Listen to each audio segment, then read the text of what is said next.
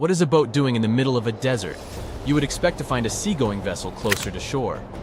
This is the question archaeologists had been asking for decades.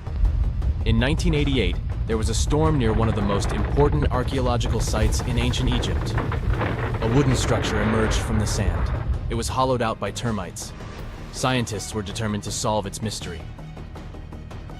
In 2000, they began excavating the site near Abydos, Abydos.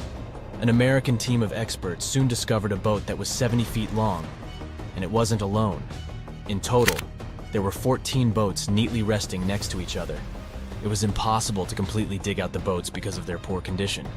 Luckily, the wood was preserved enough to get a sample. Analyses revealed that the boats were around 5,000 years old, the oldest fleet in human history to this date. The time of their construction predates the pyramids at Giza by half a millennium. Each ship of the fleet rested in a vault that matched its dimensions. The room was roughly a third of the size of a tennis court. It had mud brick walls that featured more than 120 drawings of boats. Ancient Egyptians incised them on whitewashed walls that were excellently preserved. Scientists have known about these mysterious chambers for well over a century. 1901, 1902. A British archaeologist, Arthur Weigel, stumbled upon a strange structure west of the River Nile. His team caught a glimpse of the interior walls. Sadly, a section of the roof collapsed, so they had to call off further exploration. Researchers abandoned the site, but its location remained on the maps. The boat's position first led scientists to think that they rested on a bank of the mighty Nile. But there was a problem with this theory. Today, the river flows almost 7 miles west of Abydos. Further studies of the surrounding terrain showed the Nile didn't change its course throughout history. Also, if the boats floated near a dock, they would be in unstable positions.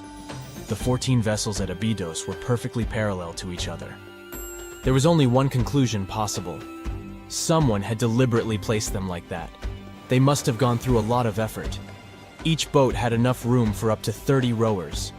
These vessels could really float. They weren't models, but scholars still don't know if they actually sailed any body of water in ancient Egypt. This doesn't diminish the importance of the find. Previously, archaeologists found only small-scale models. In King Tut's tomb alone, there were 35 boat models. For a long time, these figurines were the only clues as to how ancient Egyptian vessels looked like. The boat's design confirms that they were the real deal. They are the earliest surviving examples of something called built boats. Ancient people constructed primitive vessels by hollowing out large tree trunks. The alternative was reed that was tied together to form a raft. The boats at Abydos had planks tied together. This was a major breakthrough in shipbuilding. During their lifetime, the boats must have seemed impressive. Timber was a valuable commodity at the time. There was no wood in the desert. Cedar had to be imported from Lebanon. The only person who could afford such luxury was the pharaoh. Studying the area around the ancient fleet provided more answers. Scientists discovered a mud brick structure where Egyptians worshipped the pharaoh. Its approximate date of construction matches that of the wooden boats. The same bricks out of which this building was made were used to encase the fleet. At the time of their construction, the rooms they were stored in had a ceiling. That's the section that archaeologists stumbled upon in the early 20th century. Just like mummies and coffins, these marvelous ships rested inside splendid vaults. The exterior of these rooms was also impressive. The outer walls originally had a plaster of white limestone. It reflected sunlight. In the desert sun, the structure housing the boats must have shone from miles away. Ancient Egyptian builders used the same technique to cover the pyramids 500 years later. Today, their surface looks jagged, but it wasn't always like this. When they were constructed, the pyramids had a top layer of fine white limestone. Their surface was smooth and it gleamed in the sunlight. Instead of stairs, the outer layer of the pyramids was more of a sleek ramp. Archaeologists were left with one final question. Which pharaoh owned the fleet? The answer lay just a mile from the site. This is where the tomb of a pharaoh from the 5th dynasty rested, King Senwosret III. Its time and style of construction matched the ones of the chambers with boats. The very end of his rule might explain how the boats ended up in the middle of the desert. The pharaoh probably passed away in northern Egypt. Then his body was transported down the Nile to Abydos in a marvelous procession of decorated boats. The vessels were later lowered to chambers near the final resting place of their owner. This had a symbolic meaning. In the ancient Egyptians' belief system, ships played a key role. Their supreme deity was Ra. He traveled through the sky during the day in the form of the sun. At nighttime, he sailed through the netherworld in a solar boat. The pharaoh identified himself with Ra. That's why he needed boats in the afterlife. That was the only way to regenerate himself. Just as the sun rises every day above the horizon. This belief existed for thousands of years. The more famous Pharaoh Khufu also had a ship. Scientists found it in 1954 next to his pyramid at Giza. It is some 4 centuries younger than the fleet at Abydos, but Khufu's ship was almost 2 times longer. The Great Pyramid of Giza and King Tut's tomb are some of the most famous archaeological finds in Egypt. But there are many more secrets hiding beneath the endless sands of the Sahara Desert. Recently, 2020, archaeologists found a lost city there. They have labeled it as the most important discovery since King Tut's tomb, 1922. The city of Aten is some 3,000 years old. Historians hope it will give them a unique insight into the everyday life of ancient Egyptians. The famous archaeologist and Egyptologist Zahi Hawass proclaimed the site a lost golden city. Aten sits some 300 miles south of Egypt's capital, Cairo. It is close to the famous Valley of the Kings. Archaeologists first found sections of mud brick walls that spread out in all directions. They discovered complete rooms with tools of everyday life inside. The research team unearthed a bakery, a residential neighborhood, and an administrative district. They all date back to the time when the Egyptian civilization was the wealthiest in its long history. They were also the first to make objects from iron. In 1911, scientists found a set of iron beads near a village in Lower Egypt, El Girza. These are the earliest known iron artifacts. The discovery is literally out of this world. Ancient people made them by beating into shape a piece of a meteorite. The 9 beads were once part of an ornate necklace. They are now blackened and corroded, which is perfectly normal for a piece of jewelry that is over 5,000 years old. They consist of an iron-nickel alloy. Researchers were impressed by the skill of ancient jewelers who processed the beads. Their craftsmanship is more impressive when you think that they didn't know the stellar origins of the material. The Great Pyramid of Giza also has a remarkable feature. An international research group investigated the electromagnetic response of the structure to radio waves. They found that the pyramid has the ability to concentrate electromagnetic energy inside it. This occurred inside its chambers as well as under the pyramid's base. It contains an underground, unfinished chamber. It seems that the electromagnetic response is connected with the properties of limestone, the Great Pyramid's main building material. The research results might have a practical application. The way solar cells and nanosensors function could be improved by this remarkable find. It's 2018. You get up early in the morning to go ashore and catch some fish. You come to the spot you were yesterday, throw the hook into the sea, and wait. The float is twitching. You've caught some fish, but hey, hello? Why aren't you doing anything? Right now, you don't care about the fish. You're looking at something in the distance. You open your mouth in surprise since you see a huge ship stuck on a shoal. It wasn't here yesterday, so it got here at night. Okay, it'll probably sail away sooner or later. You fish for a few more hours. During this time, you observe the ship and notice no movement there. Is it empty? Boats and the Coastal Service are sailing from the shore to the vessel. You decide to check it out too. You get in your old boat and go there. The mist descends to the water, making the ship look creepy. The colossal vessel is rusty and empty. But where is the whole crew? And how did it get there? The Coast Guard comes on board. They search the hold, the cabins, and the upper deck. There's someone's stuff, some remnants of food supplies, notebooks, and clothes. Everything suggests the crew has disappeared for some reason. Fishers who noticed the vessel first didn't see anyone coming down from the board. No radio signals were sent to the port, and no one reported about the ship. It appeared here from nowhere. The only chance to get any information is to look at the number and name of the vessel. This is Sam Ratulangi, PB 1600. The Coast Guard checks the information, studies the data of all the country ships, and no way. One company built the boat in 2001 in Indonesia. People used it to transport heavy loads across the seas around Asia. The ship had been properly operating for 8 years. People were delivering industrial goods to different points in the region, but something went wrong. In 2009, Sam Ratulangi was sailing near the coast of Taiwan, and that's it. There were no further records about it. There were no reports in any port. Everyone thought it must have drowned, so no one had been looking for it for years.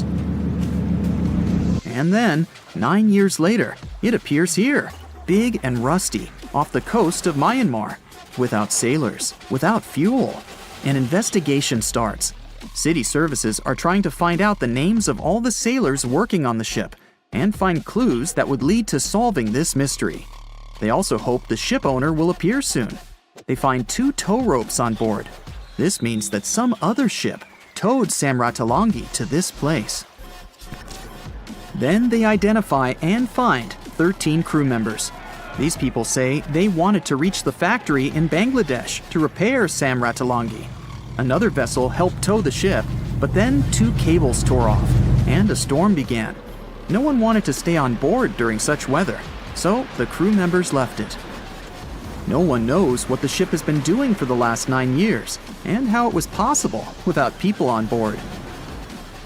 And here's another, much more mysterious ship story. On February 16, 2020, locals found a large cargo ship stuck on a rocky shore off the coast of an Irish village. The boat looked rusty, with holes in the hull and rotten parts. People hadn't seen this vessel the day before, so it appeared there at night. The last time people saw the Alta cargo ship was a few months earlier, thousands of miles off the coast of Ireland. That day, the Alta was sailing in the waters of the Atlantic Ocean. Another ship, the MS Protector, noticed it. MS Protector crew members tried to contact the ship, but received no response. The people on board realized that they were facing an empty vessel. And then, 5 months later, it appeared near the coast of Ireland. There are more questions than answers in this story, but we managed to find something out. In 2015, the Alta appeared and disappeared from the radar several times. Any ship has an internal tracking system, so people can track its route using satellites. But Alta crew members often disabled this system. Perhaps they were engaged in some illegal activity. Anyway, in 2017, the ship often sailed between the ports of Greek islands. Then, the tracking signal disappeared and appeared only 10 months later, off the coast of North Africa. During this time, the ship changed several flags. In September 2018, the Alta was southeast of Bermuda and headed for Haiti. Then, the crew started facing problems. First, the main engine failed right in the middle of the Atlantic Ocean. The ship began to drift. Several days passed, but the crew members weren't able to repair it. They began to run out of food and water supplies. The situation got even worse when they found out that a hurricane was approaching the place. Fortunately, they managed to contact the U.S. Coast Guard. A helicopter flew to the Alta on October 2nd to bring them some supplies. There was enough food for several days. Then, a rescue boat sailed to the ship. It evacuated all the sailors and delivered them to Puerto Rico before the hurricane. The Alta had to drift alone in the ocean. After a while, another ship approached the Alta to tow it to the shores of Guyana. But at this moment, everything went wrong. Someone stole the boat, disabled the tracking system, and sailed away in an unknown direction. After almost a year, the MS Protector found the empty Alta in the waters of the Atlantic Ocean. And then, 9 months later, the ship without a crew sailed to the shores of Ireland. How did it manage to travel across the Atlantic and get to the coast of Ireland? It's still a mystery. Maybe it was just luck. No one else saw the ship all this time. It was just covering huge distances, surviving storms. Who's the captain? What happened to the thieves? Who owns the ship now?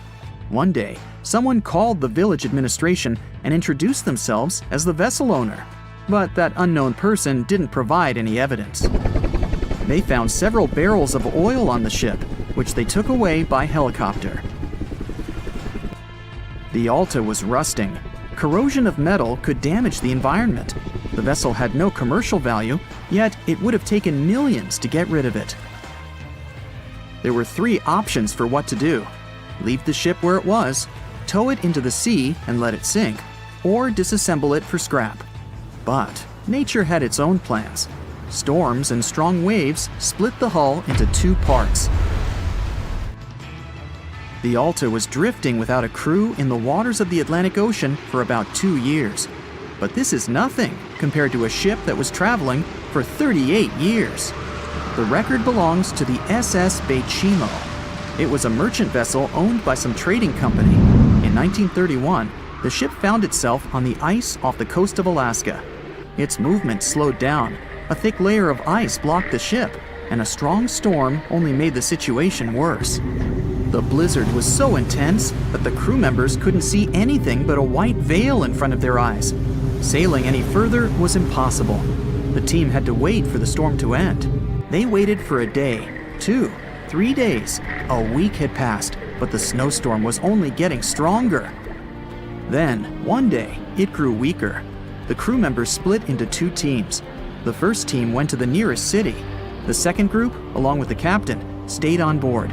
They set up camp next to the ship and waited for the blizzard, which had started again, to end. There was 0 visibility. And finally, one day, the storm was over. Great! And now, wait a minute. But where is the ship? The SS Beichimo just disappeared during the blizzard. The captain was sure that the ship had sunk, so he left along with the crew. Then, a week later, they saw the vessel drifting near the area where they had lost it. The hull was damaged so severely that it was unsafe to sail on it. Repairing the ship would be pointless and expensive, so the captain decided to abandon it.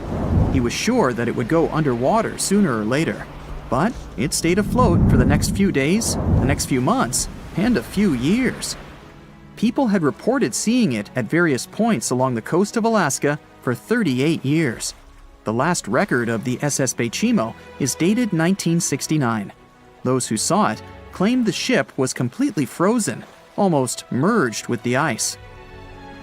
Some people planned to start an expedition to find the ship, but all attempts were unsuccessful. The vessel is probably lying somewhere on the deep sea floor.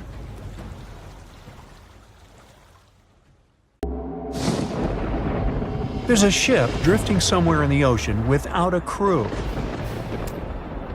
The last time someone saw it was over 50 years ago. Its story reminds of that of the Flying Dutchman, a ship that's bound to sail forever and bring disaster to whoever sees it at sea. At least the legend says so. Unlike the Flying Dutchman, the SS Beichimo was definitely real and built for a German company in Hamburg and began as an ordinary cargo ship. It was trading supplies between Hamburg and Sweden in the Baltic Sea starting from 1914. It had a strong steam engine and a hull made of steel. A few years later, it became British property. Then, in the 1920s, a Canadian company purchased it for around $18,000, a huge amount of money back then.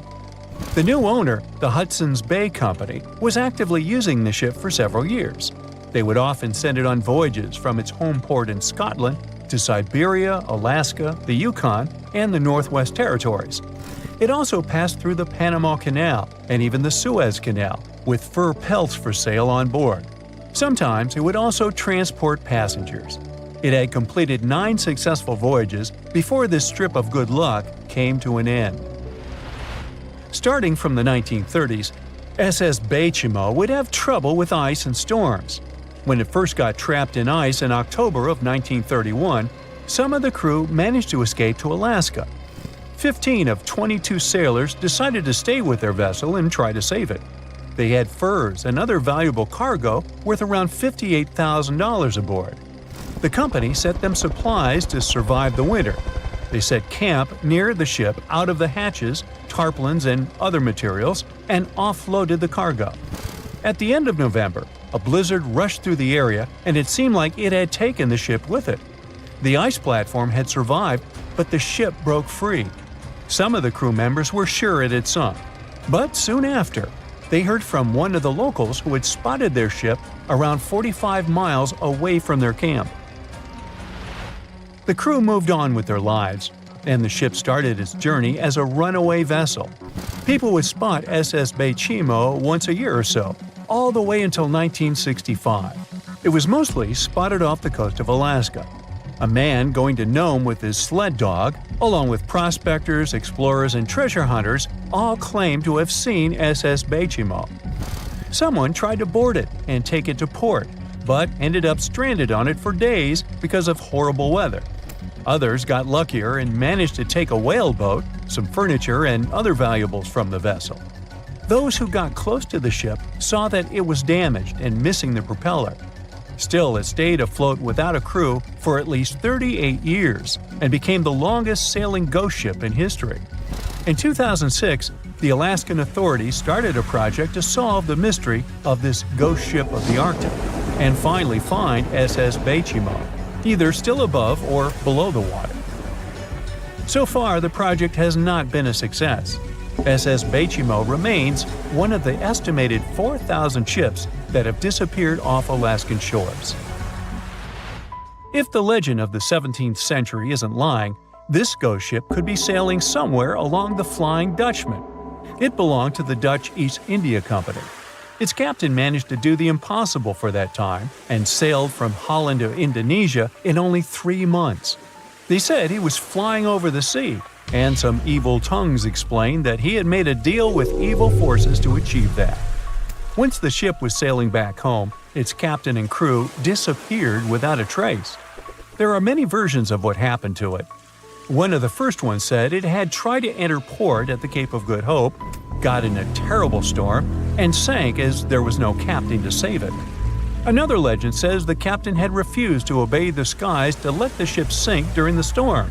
A scary life form then struck the boat and the crew, and it was condemned to forever wander without rest. Many sailors claim to have spotted the wandering Dutchman. The Duke of York, who was to become King of England, mentioned having seen it in Australian waters. Right after spotting the ship, the man who saw it first fell from the top of the mast and didn't survive. There were more encounters with this legendary ship up to the middle of the 20th century. Ships would nearly collide with it as the Flying Dutchman jumped out of the blue.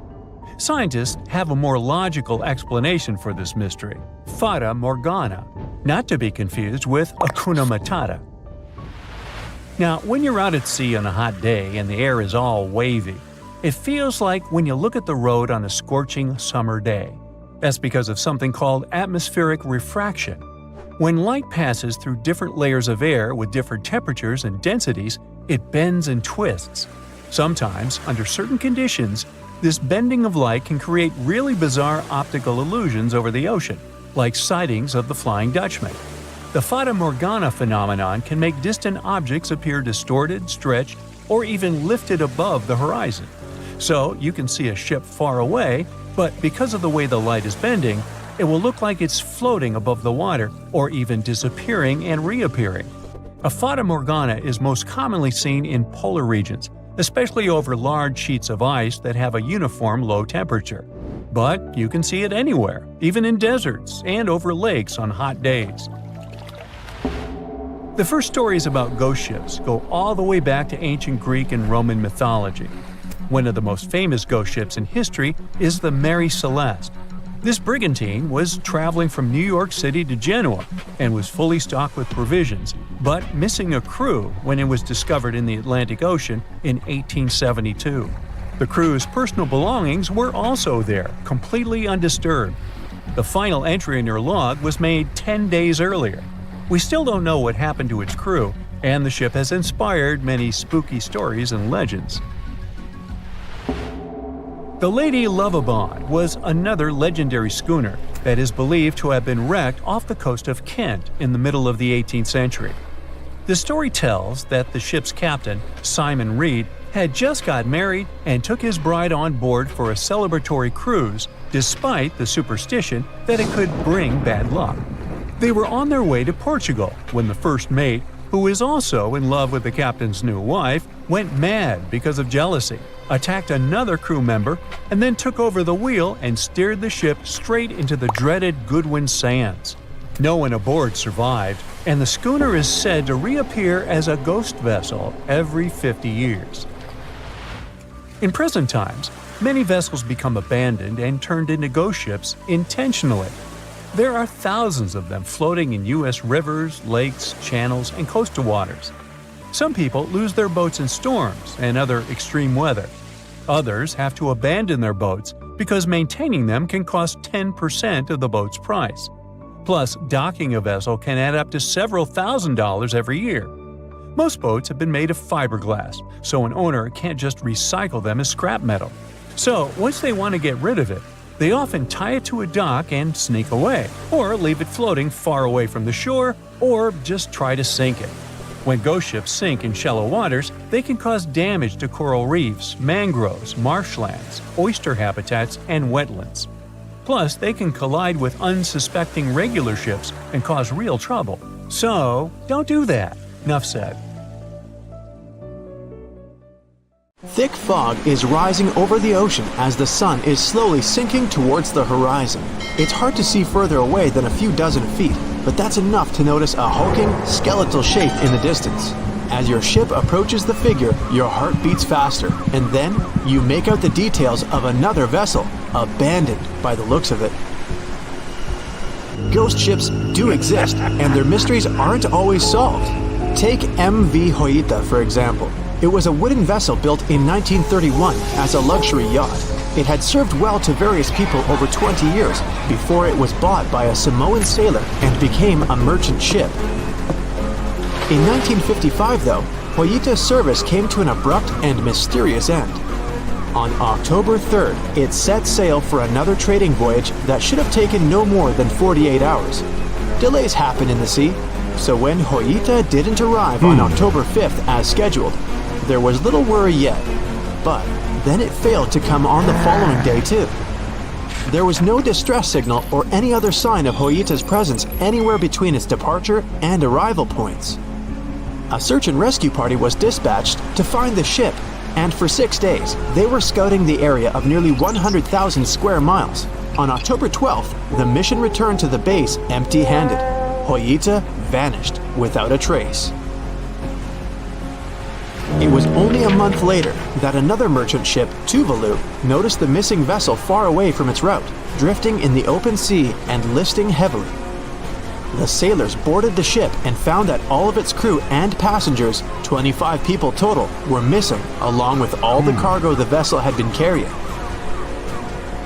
The radio was tuned to the International Distress Channel, meaning that the crew had been trying to ask for help, but they couldn't reach anyone because the radio cable had been damaged, limiting the range to 2 miles. The lifeboats were missing as well, indicating that people on board must have left the ship. Unfortunately, they seem to have taken the logbook with them, leaving the rescue team clueless as to what had happened. Even today, the mystery of MV Hoita hasn't been solved yet. No one knows where the crew and passengers had gone and what had caused them to leave. SV Carol A. Deering wasn't a ghost ship in the usual sense of the word. There are no sightings of it in the open sea. Instead, it was found on the shore, but the circumstances of it running aground are a puzzle shrouded in mystery. Carol A. Deering was built in 1919 in Maine, and it was a large vessel made for commercial voyages. Unfortunately, despite its large cost of construction, it had only served for a year before its last trip. July 19, 1920. The ship was traveling from Puerto Rico to Rio de Janeiro via Newport News to deliver a cargo of coal. It was almost halfway to the final destination when the captain fell seriously ill, and the crew turned back to drop him and his son off and replace the captain. The voyage went without incident, but when it came to Barbados in December to resupply, there were strange moods among the crew. The first mate didn't seem to be happy with the new captain. No one paid much attention to it back then, when they probably should have. The last sighting of Carol A. Deering at sea was on January 28, 1921, when a lightship noticed it off the coast of North Carolina. There was some commotion on the quarterdeck of the ship, where the crew were normally not allowed. Then, another vessel sighted it, but there was already no one on the decks. On January 31st, the merchant ship was found hard aground in the Diamond Shoals, a site notorious for numerous shipwrecks that had been occupying there for centuries. When the search and rescue party boarded the ship, they found it abandoned, the log and personal belongings of the crew gone, along with the 2 lifeboats. There is still no answer to what happened on board of Carol A. Deering that January, although the most popular version was mutiny. Maybe we'll never find out the truth though. SS Bechimo is perhaps one of the most notable ghost ships in history. This large cargo steamer was built in 1914 in Sweden and plodded its way dutifully over 16 years, trading provisions for pelts with native tribes of Alaska and Canada. But then, on October 1st, 1931, Bechimo got caught in pack ice. At first, it seemed the crew would be able to wait it out and continue on their route because the ship broke free in a couple of days. But in less than a week, it became caught again, this time for good. In another week, a rescue party was sent to fetch 22 of the Bechimo's crew, while another 15 remained behind to wait through the winter if necessary and get the ship back. But a month later, after a powerful blizzard struck their camp, the sailors went out of their shelters only to find the ship gone. Luckily, a few days later, a native hunter told that Bechimo hadn't been lost yet. He'd seen it about 45 miles from where they had been stationed. They managed to track it down, but decided the ship wouldn't survive the winter. So they took the most valuable cargo from its hold and abandoned it. They were wrong though. SS Bechimo did survive that winter, and many more that followed. When the ice broke, it sailed away on its own, drifting listlessly along the shores of Canada and Alaska. There were numerous sightings of the ghost ship, sometimes adrift in the open sea, and at other times stuck in the pack ice again. People attempted to board and salvage it, but weather conditions or lack of equipment always prevented them. SS Bechimo was last sighted by native Alaskans in 1969, 38 years after its abandonment. What became of it later remains unknown. The story of SS Orang Medan is one of the most puzzling and harrowing ghost ship stories of the 20th century. No one even knows for sure if the ship even existed in the first place. It wasn't recorded in Lloyd's Shipping, the International Register of Ships, which makes it either a tall tale or a vessel that avoided being officially recognized for some shady reasons. In any case, the accounts as to what happened to the Medan vary. According to most reports, it was carrying some unknown cargo in the Indonesian waters when a distress call was received by another ship in the vicinity. The officer on duty heard an SOS message, but its contents are different depending on the accounts. The message did not repeat, and the crew of Medan didn't answer to any attempts to contact it back. The ship that received the distress call hurried to the rescue, but they only reached the vessel the following day, when it was already drifting and slightly listing. When the rescuers boarded the ship, they found that none of the crew had survived. However, one lifeboat was missing, which implied that there was at least one crew member who managed to escape. What happened to the rest of the people on board remains a mystery to this day. Still, there are no hard facts about this story, so we might never find out whether SS Orang Medan was actually a ship and not a thing of fiction. SV Zabrina was a 3-mast sailing barge built in 1873 for river trade ships in South America. She served for well over 4 decades, proving to be a sturdy and reliable ship. It was later transferred to Europe, where it continued serving its purpose well.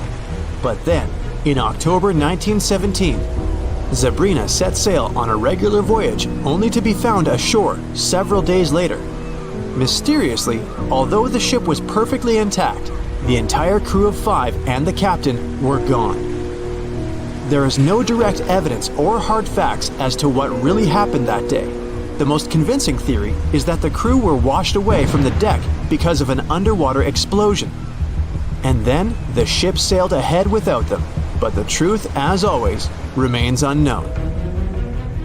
Strange things occur in the cold waters of Antarctica. One of these things happened to a ship called Jenny. It was a small schooner whose history began in 1822. The boat and its crew set sail and disappeared a year later. For 18 years, the ship was considered sunk. People forgot about it, but in 1840, the vessel reminded the world of itself. That year, the whaling ship Hope sailed through the Drake Channel in Antarctica. The crew members noticed a ship among icebergs. It was the schooner Jenny. It was floating slowly in the dark, with no signs of life. The captain of the Hope, Mr. Brighton, gave the order to approach the mysterious vessel. They thought it was some creepy ghost ship, but as they came closer, they noticed crew members on the deck. The sailors of the Hope called out to them, but received no answer. This time, it became clear that something terrible had happened to the Jenny. When Brighton boarded, he realized that the Jenny crew members weren't missing. They were here. Frozen people stood like statues. Brighton went down to the lower deck and found the captain.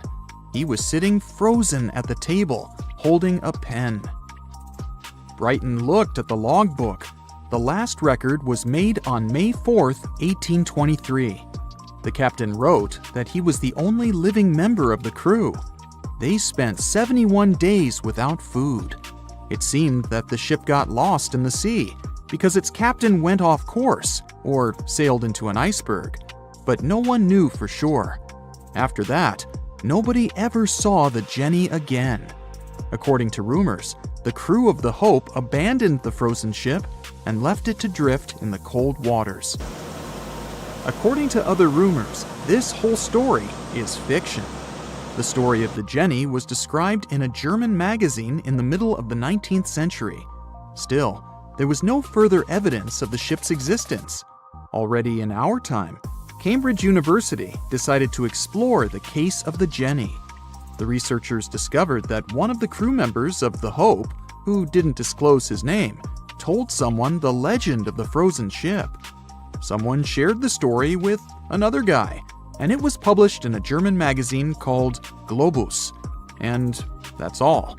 There was no other evidence. One of the most famous ghost ships was the Mary Celeste, and there's no doubt about its existence. The history of this vessel was documented in court. People wrote about it in newspapers, but the most exciting thing is that the ship continued to be used even after 10 people disappeared from its deck. The history of the Mary Celeste began in Canada in 1861. When it was first built, the ship was called the Amazon. It changed captains several times, and it also hit some rocks. The boat was sold, bought, then sold again, repaired, and sailed under the name Mary Celeste. In 1872, it had a new captain, Benjamin Briggs. He was a decent, brave man with a lot of experience in navigation. He had a beloved wife, a daughter, and a son. When he went on his last voyage, he took his wife and daughter with him, and his son stayed in America. In November of 1872, the Mary Celeste sailed from the port in New York with 10 people on board and disappeared. 8 days later, another ship, the Dei Gratia, also left New York and followed the same route. Dei Gratia's captain, David Morehouse, noticed the Mary Celeste and immediately realized something was wrong. The ship was moving too freely, as if no one was controlling it. The captain tried to contact the crew members, but no one answered him. Then, together with other sailors, he climbed aboard the Mary Celeste. The ship was in good condition. There was no damage. The hold was slightly filled with water, but it could be easily pumped out. Everything seemed fine, but one lifeboat was missing. The crew members' valuables were in their cabins. The cargo was in the hold. The supplies of water and food were untouched. Judging by the records in the logbook, the ship was caught in a storm, but it was not too strong. Other ships also sailed through this storm, but nothing bad happened to them. The last record was dated November 25th, and it claimed that everything was fine. The sails of the Mary Celeste were slightly damaged, but perhaps it happened after the crew had disappeared.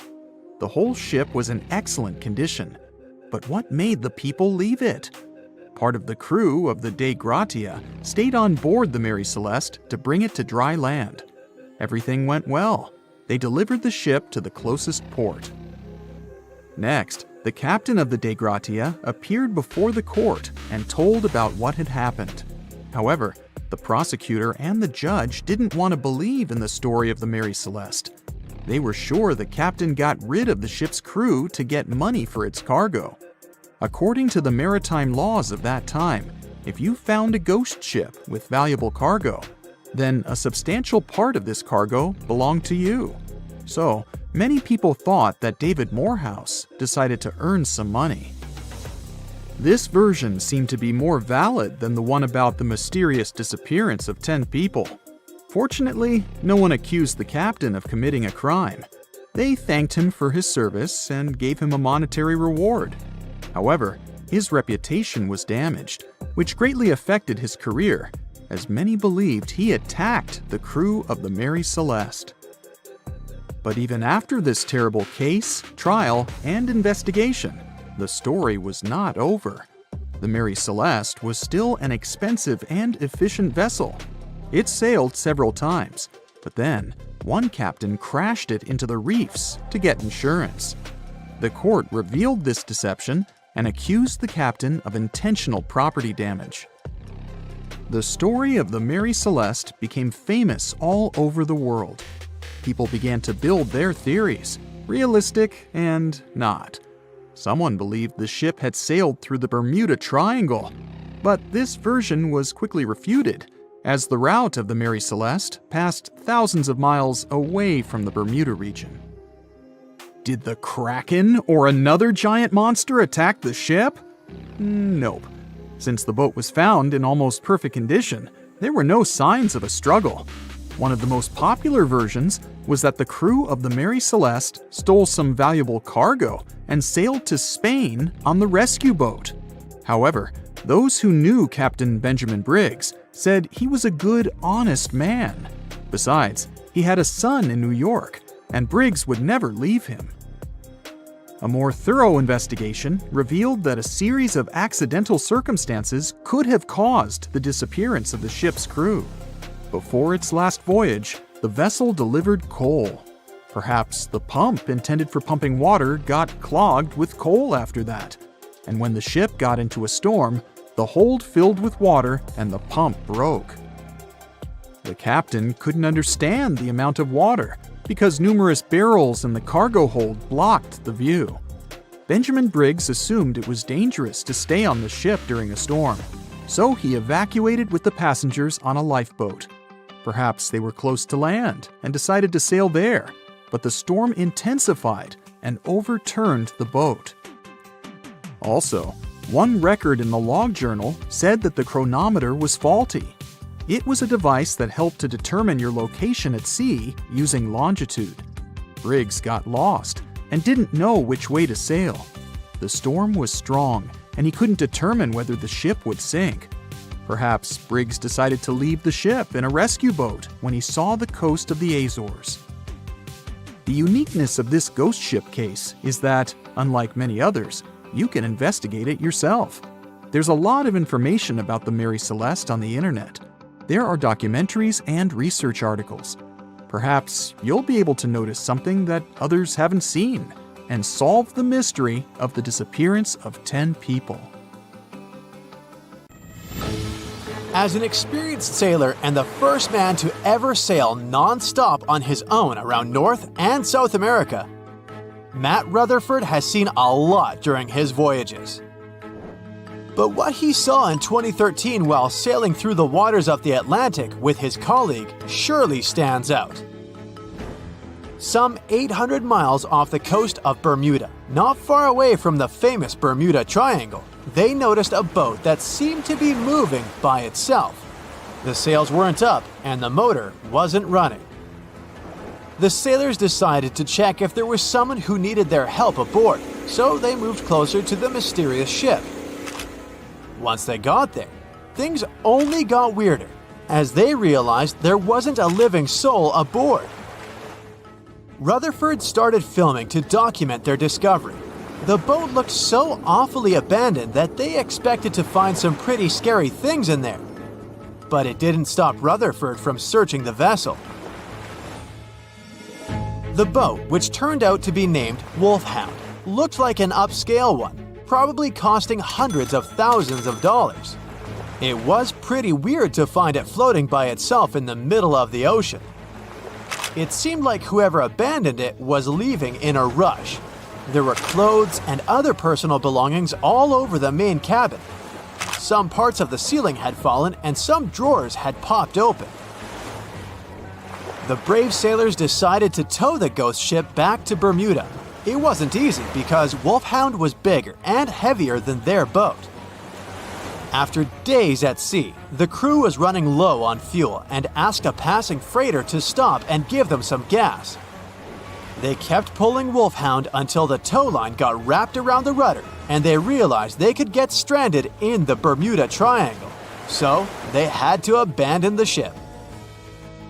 What really happened and how Wolfhound ended up in the middle of the ocean will probably remain a mystery. Rumor has it that it belonged to a member of the Royal Irish Yacht Club. The ship was going on its first voyage from Connecticut to Bermuda and then Antigua. It got in a terrible storm around 400 miles away from Delaware. The winds were so strong that the yacht suffered 2 knockdowns. A Greek cargo ship rescued the crew. They left the ship with an emergency beacon on. The rescued crew members shared that they saw the ship sink, which only adds more questions to the story.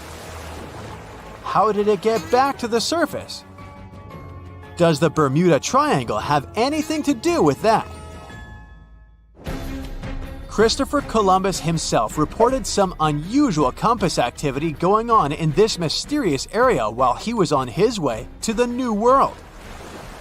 Despite the stories of more than 50 ships and 20 planes disappearing in the area, it remains one of the most heavily traveled shipping routes in the world.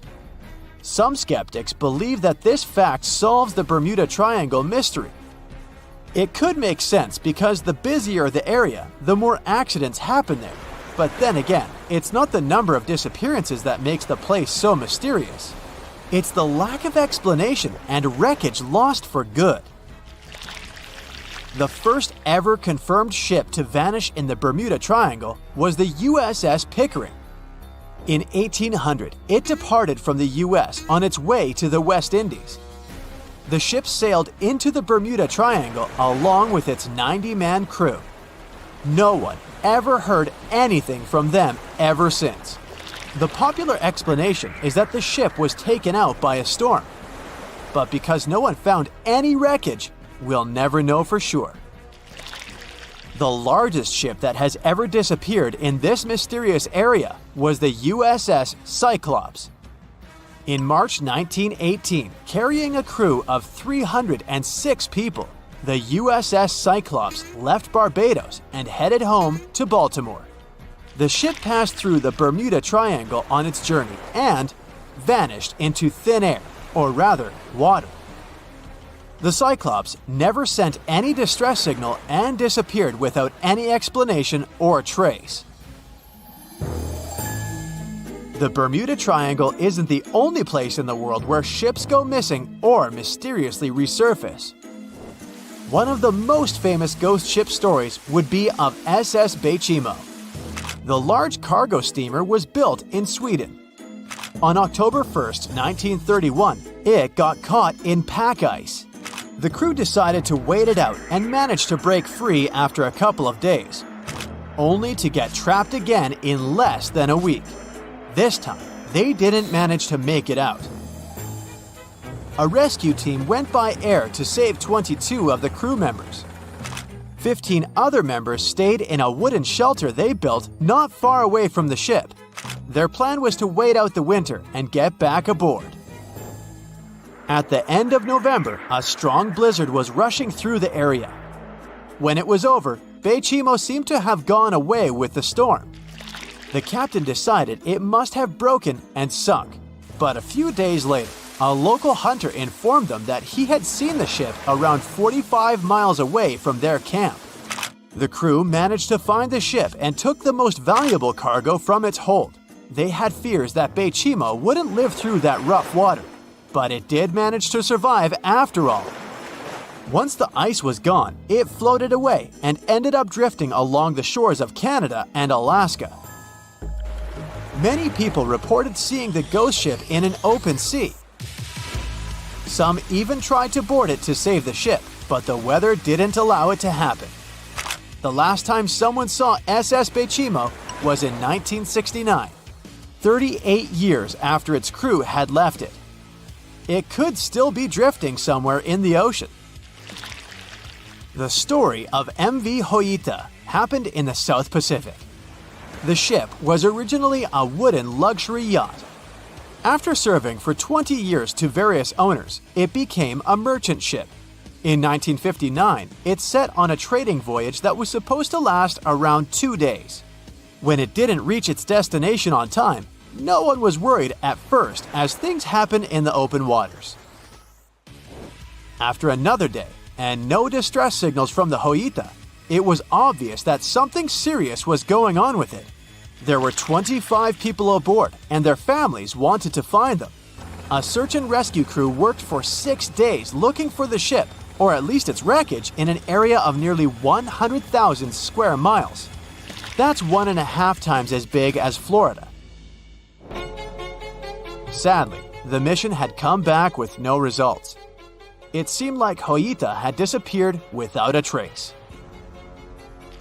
A month later, another merchant ship noticed Hoita drifting in the ocean, miles and miles away from its original route, and none of the crew members or passengers were on board.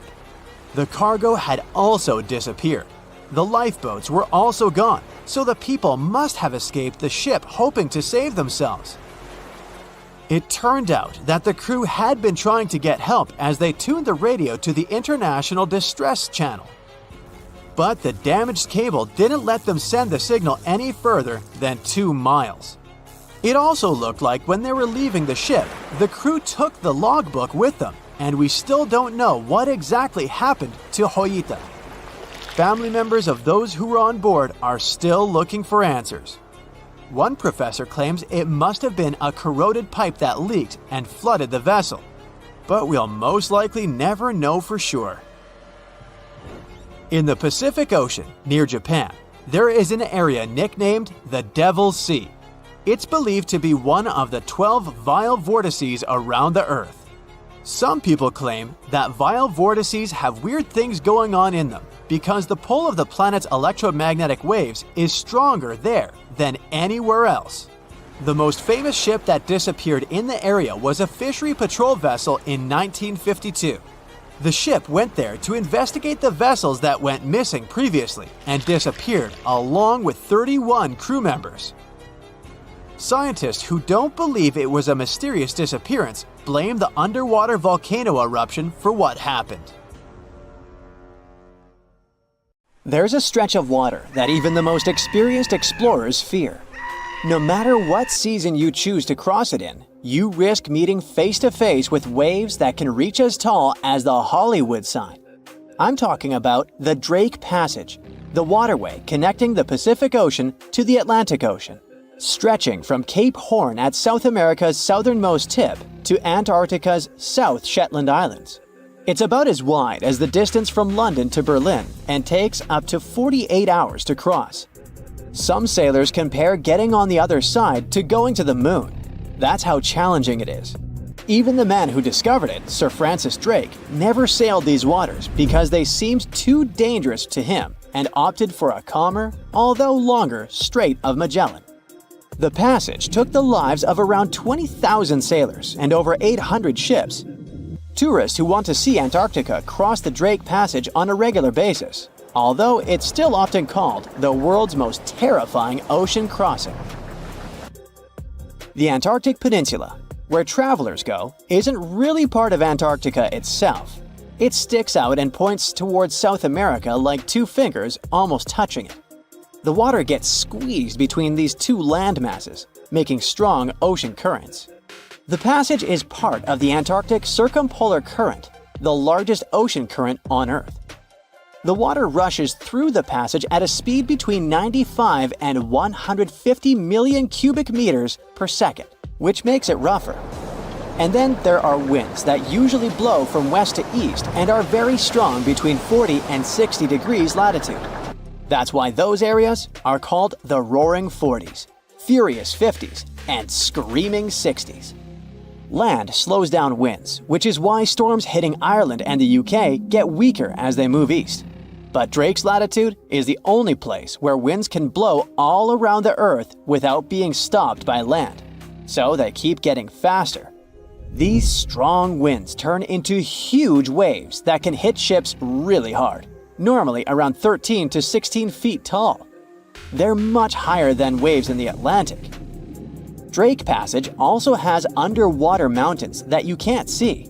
The huge current squeezes through this narrow passage and causes waves to crash against these mountains underwater. These internal waves create whirls that bring cold water up from the deep ocean. So it's not just rough on the surface, the water is wild all the way down.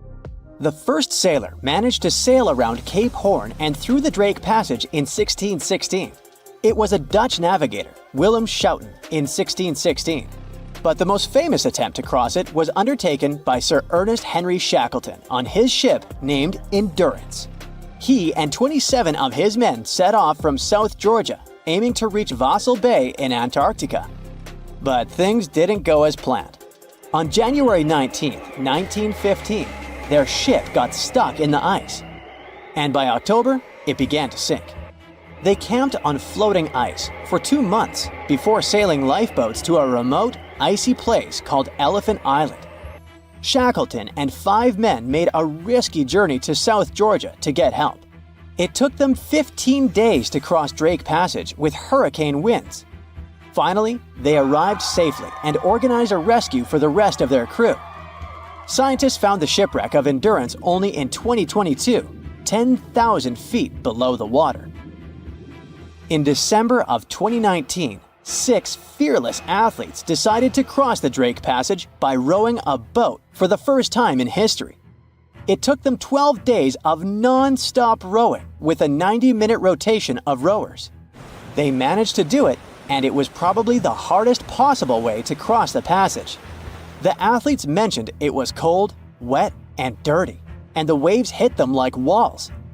The weather in the Drake Passage changes a lot, but ship captains can always see it coming and change their path. They will move the departure time to have a safety margin and not to get stuck in the middle of the passage in the worst possible conditions. Sometimes, the journey will be smooth and calm, and they call it Drake Lake.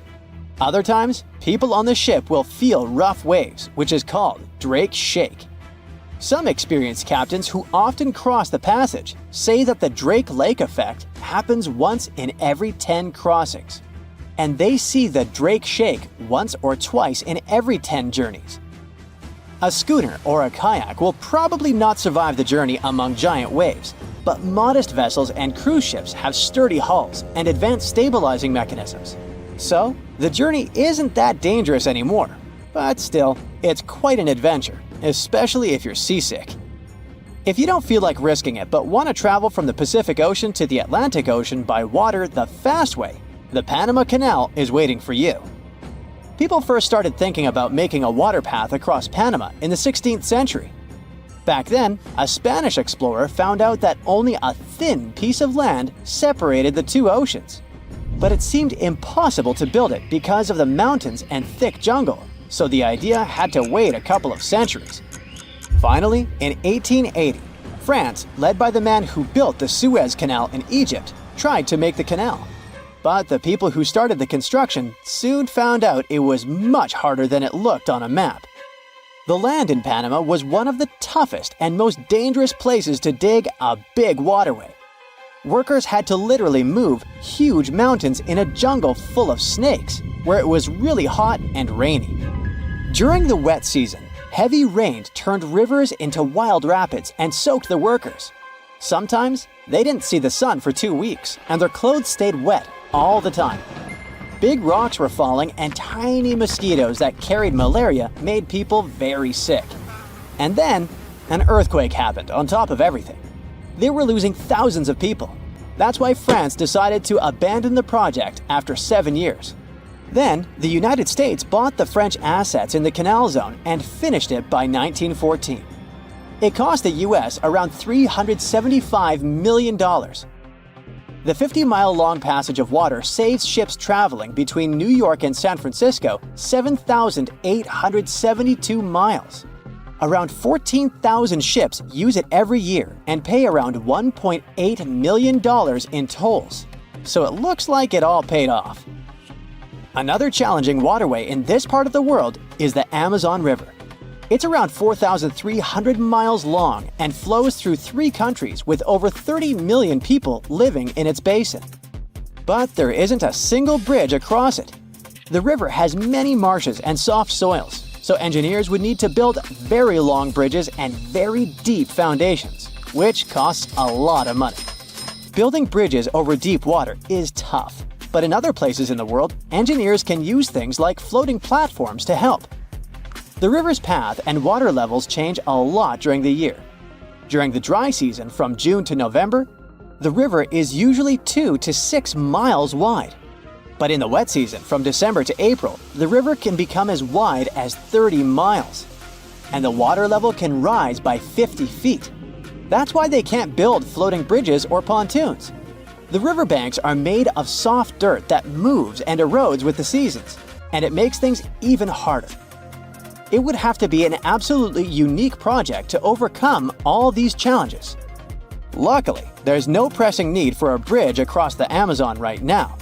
The river mostly goes through areas that are sparsely populated, so there aren't so many major roads to be connected by bridges. In 1945, 5 TBF Avenger aircraft took flight for a routine training exercise around the Bermuda Triangle. In the middle of the exercise, the planes were struck by intense rain and heavy winds despite the clear weather forecast. The pilots became extremely disoriented and radioed the base to report that their navigational equipment had stopped working. The last thing the base heard was, "When the first plane drops below 10 gallons, we'll all go down together," and then static. The 5 planes and their 14 crew members were never seen or heard from again. On his very first voyage to the New World in 1492, Christopher Columbus sailed through the Bermuda Triangle. Columbus reported that one night when he was on the deck of the ship, he noticed a giant light appear in the distance, unlike anything he had ever seen before. Columbus looked at his compass for direction, and it gave off erratic readings. You might have noticed that the Bermuda Triangle doesn't appear on any world map. This is because official institutions refuse to acknowledge that the area actually exists. A popular theory suggests that rogue waves are responsible for the many disappearances. Rogue waves are called extreme storm waves by scientists. They occur when different weather patterns take place at the same time and cause large, unexpected waves. Witnesses say that the waves look like giant walls of water. These waves could explain why ships go down fast and without leaving any trace. The Bermuda Triangle is home to some pretty intense and unexpected weather. Storms build up quickly and unexpectedly, then disappear soon after. If you blink, you might miss it. This could explain why few distress signals are issued. Pilots and sailors never saw the weather coming. No one knows exactly how many ships and planes have disappeared in the Bermuda Triangle. The rough estimate is 50 ships and 20 planes. Most of the time, the disappearances had no explanation and no wreckage has ever been left behind. Another bizarre theory trying to solve the Bermuda Triangle mystery comes from Charlie Berlitz. He insists that the area is home to the lost city of Atlantis. The missing ships and planes and malfunctioning equipment, according to him, were all caused by rays of energy let out by the special energy crystals that power Atlantis.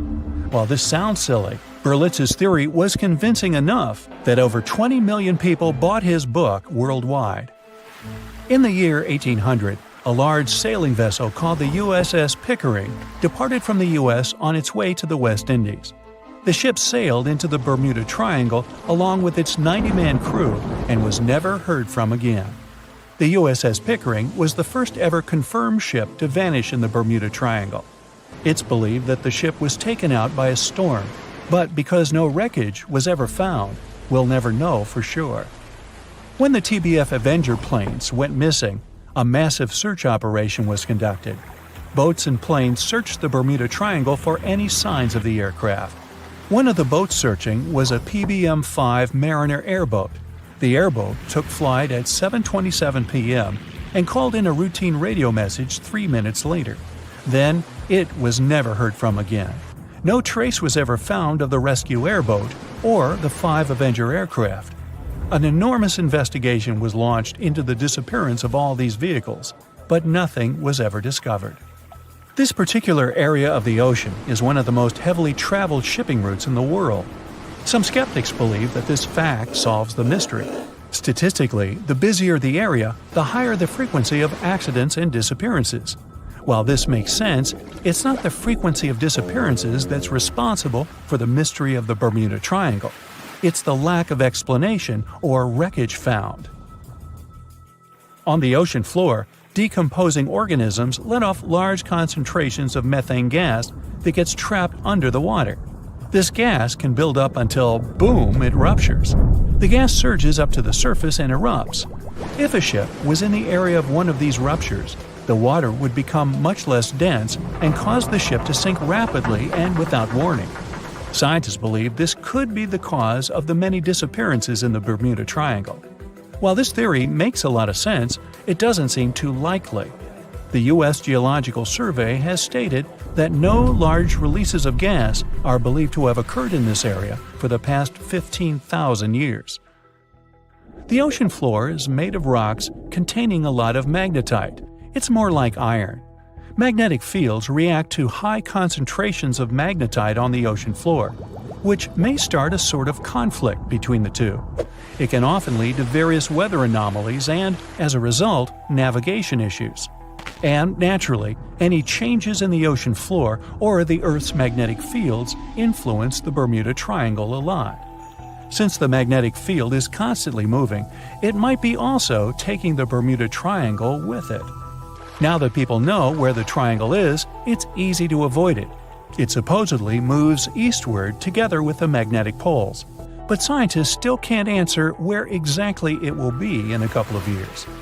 Some people blame all the disasters on the extraterrestrial paranormal activity. Others suppose it's all about raging natural phenomena. There's another triangle in Lake Michigan. Just like the one near Bermuda, the Michigan Triangle got its shady reputation for some disappearances. The first recorded one dates back to 1679. A large vessel, one of the largest of that time, set out on an expedition, yet once it got in the sinister triangle, it never came back. Much later, an aircraft disappeared in this triangle. The skies are usually very clear there, but back in 1883, some people witnessed abnormal things in the area. Some claim to have seen large blocks of ice falling from the skies, and the crew even managed to save one as hard proof. Meanwhile, the Pacific Ocean Mystery Area is another sinister triangle. Off the south coast of Japan, not far away from Tokyo, there's a sea where plenty of ships met their doom, disappearing without a trace in these waters. They call it the Devil's Triangle. Some scientists believe the cause of anomalies is the environmental changes. Also, there's a really high concentration of methane hydrates on the bottom of the ocean in the Pacific Triangle area. You're deviating from your original course and sailing in the wrong direction. There's the Caribbean Sea near the triangle, peppered with small islands. The seafloor here isn't deep. The ship can get in shallow waters. And now the ship is stuck on a shoal, and you have no idea where you are. If this were the 21st century, the ship's captain would be able to reach the shore using GPS and other modern navigation. But the most interesting thing is that the compass would work correctly this time, since the magnetic North Pole hasn't already coincided with the true one for a long time in the territory of the Bermuda Triangle. The agonic line is somewhere far away from here. There are no problems with navigation now, but for some reason, this is where ships disappear. In fact, not just here. Throughout the Atlantic Ocean, there are places where many more ships were gone. The Bermuda Triangle is not even in the top 10 of such places. One of the main reasons why many ships are lost here is that one of the most popular shipping routes in the Atlantic passes through the Bermuda Triangle. And the more ships in one place, the more shipwrecks. Simple probability. Then, it just starts getting weird. Other theories say that there's a space-time rift in this region. Ships and planes fall into this rift and end up in the past or the future. But for some reason, there's not a single proof of this myth. There's no reason to think that the rift is hidden somewhere here. The base of an extraterrestrial civilization is located in the Bermuda Triangle. Visitors from other galaxies steal sea vessels along with the crew, so no one finds the wreckage of the ships. This is also a popular myth that has no scientific justification. The Kraken lives somewhere in the triangle. It's a huge squid that sinks ships and also is a legend that sailors tell each other. However, gigantic squids live in the depths of the ocean. They can grow to the size of half a train car, but no cases have ever been recorded where they sunk a large vessel. And in the area of the Bermuda Triangle, they have never ever been seen. People in the past didn't know about the existence of these creatures, so when they saw them for the first time, they described them as huge, terrible monsters. Giant squids are some of the most elusive creatures on Earth, and scientists had to use sonar equipment to find them. They don't like to leave the dark depths and are likely to be afraid of the sound of any ship.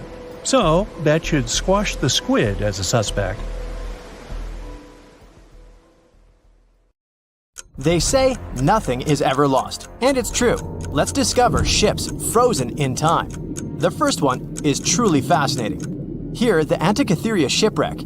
It's a Greek trading ship from the 1st century BCE. It's located on the east side of the Greek island of Antikythera and at the merging point of the Aegean and Mediterranean seas.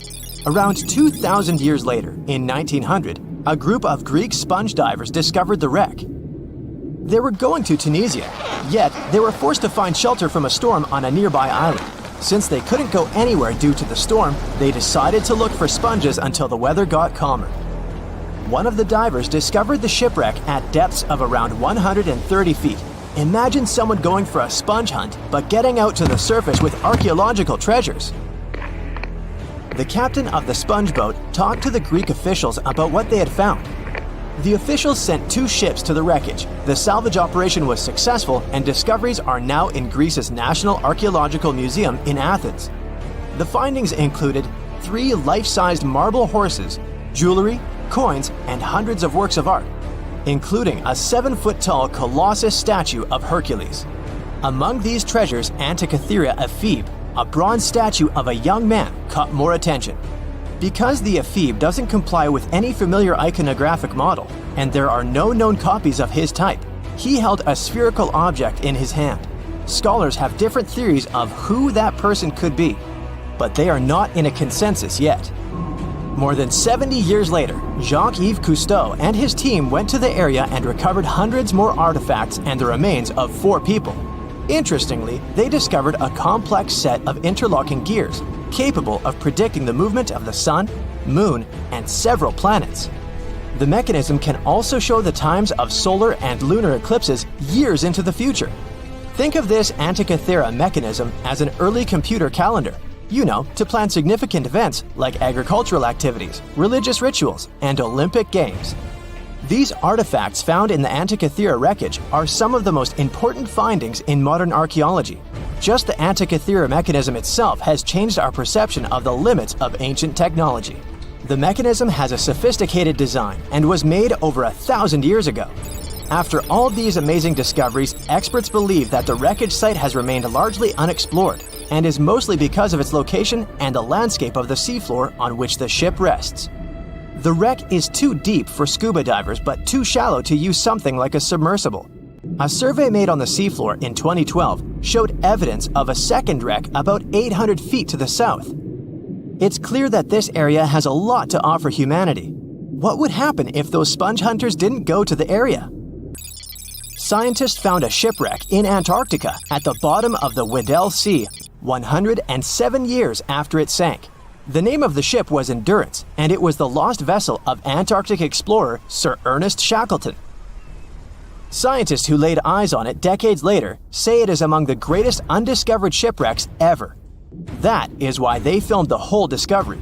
The video shows the remains of the Endurance and proves it is still in remarkable condition. It has been sitting in 10,000 feet of water for over a century, yet it looks like it sank very recently.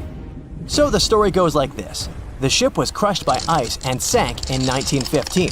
Shackleton and his crewmates had to escape by themselves in small lifeboats. From then on, it was all about survival. Shackleton imagined to get his crew to safety, then the ship sank. Yes, this is a pretty impressive story, but why did scientists prize this ship? Firstly, Shackleton's Imperial Trans-Antarctic Expedition sailed to make the first land crossing of Antarctica. Yes, the crew was trapped in ice, but the intention was important. Secondly, it's about the challenge itself of finding the shipwreck. The Weddell Sea is almost always covered in thick sea ice. You know, the same ice that made the Endurance sink. Getting near the presumed sinking location is super hard, let alone being able to conduct research. Experts of the modern expedition team foresaw the time when the lowest extent of Antarctic sea ice would come using satellite images. They realized that the weather was in their favor to start an expedition. Dr. John Shears said that they have successfully completed the world's most difficult shipwreck search, fighting against constantly shifting sea ice, blizzards, and temperatures decreasing to -0.4 degrees Fahrenheit. Yeesh, I can't imagine the worst conditions in Antarctica if these conditions are in their favor. Lastly, look at this. It's timbers. They're very much intact. Plus, you can read the ship's name. It's still visible. Marine archaeologist Menson Bound says that this is the finest wooden shipwreck he has ever discovered. He has 50 years of career experience, so I believe the guy. So how come the wood is not rotten? Dr. Michelle Taylor, a deep-sea polar biologist, said that there has been little wood deterioration because the wood-munching animals are not in this forest-free region of Antarctica. Workers of a coal mine in East Serbia discovered 3 shipwrecks that had been there for at least 1,300 years. The largest shipwreck is an ancient Roman fleet. It's around 50 feet long with a flat bottom. It's estimated that the ship could carry a crew of 30 to 35 people. Looking at its hull, you can see the marks of repairs. Wow, this one had a lengthy career. You know, it gives us insight into more than 1,000 years ago. The 2 smaller vessels, on the other hand, match descriptions of boats used by Slavic groups to attack the Roman frontier. These 2 have been discovered under mud and clay in an ancient riverbed. Apparently, in those times, there was a Roman base in a place called Viminacium City. Interestingly, Viminacium was a provincial capital with an estimated 40,000 inhabitants in the 4th century CE. For comparison, it was even larger than Pompeii. The Kostelach coal mine is a center of hidden gems. Archaeologists had found evidence of ancient human and animal activity here before. For instance, in 2012, experts found bones of at least 5 woolly mammoths, which went extinct about 10,000 years ago. Canadian archaeologists found a ship 150 years after it went missing in the Canadian Arctic waters. This merchant ship is called HMS Investigator. It was purchased in 1848 to search for the explorer Sir John Franklin's ship that got lost in the Northwest Passage expedition.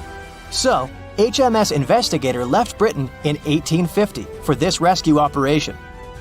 The expedition crew, captained by Robert McClure, sailed the Investigator into the water. He realized that he was in the final leg of the Northwest Passage, the sea route across North America. But before he could sail into the Beaufort Sea, the 122-ton ship itself got stuck in the thick ice. The crew spent the winter over the Prince of Wales Strait. The following summer, McClure tried again to sail to the end of the passage, but the ice blocked his way once more. Here, too, the crew was forced to leave the ship. He steered the crew into the Bay of Mercy. There, they were to remain until 1853 when the crew of the HMS Resolute rescued them. Imagine a crew of 60 people who had to spend 3 winters in the Arctic without even knowing if they would survive. Later on, the ship was found sitting upright in about 36 feet of water. It was in very good condition. Arctic water has prevented the outer deck of the vessel from deteriorating quickly.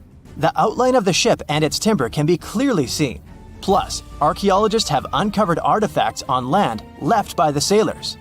They had unloaded everything before abandoning the Investigator. 3 sailor graves and 1 British naval shipwreck had also been discovered in the area.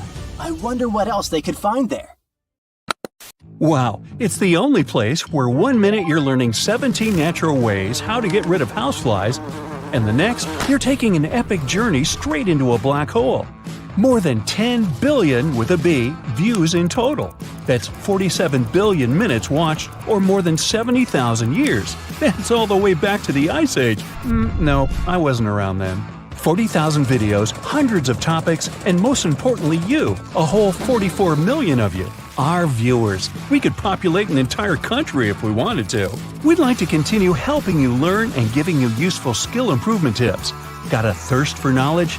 We've prepared 4 masterclasses on creating a 2D character animation from scratch, 10 hours of video lessons, practical tasks using professional software, and additional materials that you can use with your own projects. Get the full course now and create your own animated masterpiece. Have you ever wondered how containers on a cargo ship remain intact throughout the whole journey? Let me answer this question and tell you about other cool ship facts. Meet Unsinkable Sam. Sam's goal was to prove the saying, "Cats have 9 lives." This animal survived 3 ships sinking. He was originally named Oscar, but got nicknamed Unsinkable Sam. You probably get why. The first time the ship he was traveling on sank, Oscar was found by the crew of another ship when he was floating on board. He remained on that ship for a couple of months, but then the vessel also sank in 1941. The cat was then saved by another ship. The crew there had heard the story of the animal and called him Unsinkable Sam. His marine journey ended when the crew sent him back to the UK. The story checks out, but some people question whether it's true. Sailors had to spend months on their ships, so it was natural that they told strange stories or believed in superstitions. One thing is clear though, sailors loved cats and welcomed them on their ships. Besides being cute floofs, cats were very effective in terms of hunting rodents. You can take it as you wish, a hoax or a true story. I'm leaving Sam in the 40s and returning to the present day. How come ships have internet in the middle of nowhere? Since there are no towers or cables around, satellite connection steps in. Satellite services provide direct internet connection via hardware installed on the ship. This hardware is a must. It's not as cheap as our home Wi-Fi. The installation charges for the entire ship's internet are around $600. And the price of the hardware depends on such things as the size of the ship and how much internet it's going to use. This is not the only option. Wireless devices are also popular, yet they can access the internet only when they're close to ports or other places where networks are available. The Titanic was a giant luxurious hotel for some of its passengers. You may have heard that it had lots of amenities you could use, even its own newspaper. Yep, it was called the Atlantic Daily Bulletin. It was published on the ship. The paper had news articles, advertisements, and the latest stock prices. It also mentions daily menus, horse racing results, and society gossip. Where ships get fuel is also a good question. There aren't fuel stations floating in the ocean. Bunkering is the answer. Ships use different kinds of oil for different purposes. Bunkering is loading fuel onto a ship. This process takes place at ports. The storage and provision of the ship fuels can be made by tankers. Currently, Singapore is the largest bunkering port in the world. Imagine you're on a cruise ship and you need to use the toilet. What happens after you flush? The sewage goes to a place called an onboard treatment plant. There, the waste is filtered. Then it moves to another chamber. This chamber cleans the waste and sterilizes it. Lastly, the waste is dumped into the ocean when it's clean enough. Those substances that don't go through the filter are kept on the ship.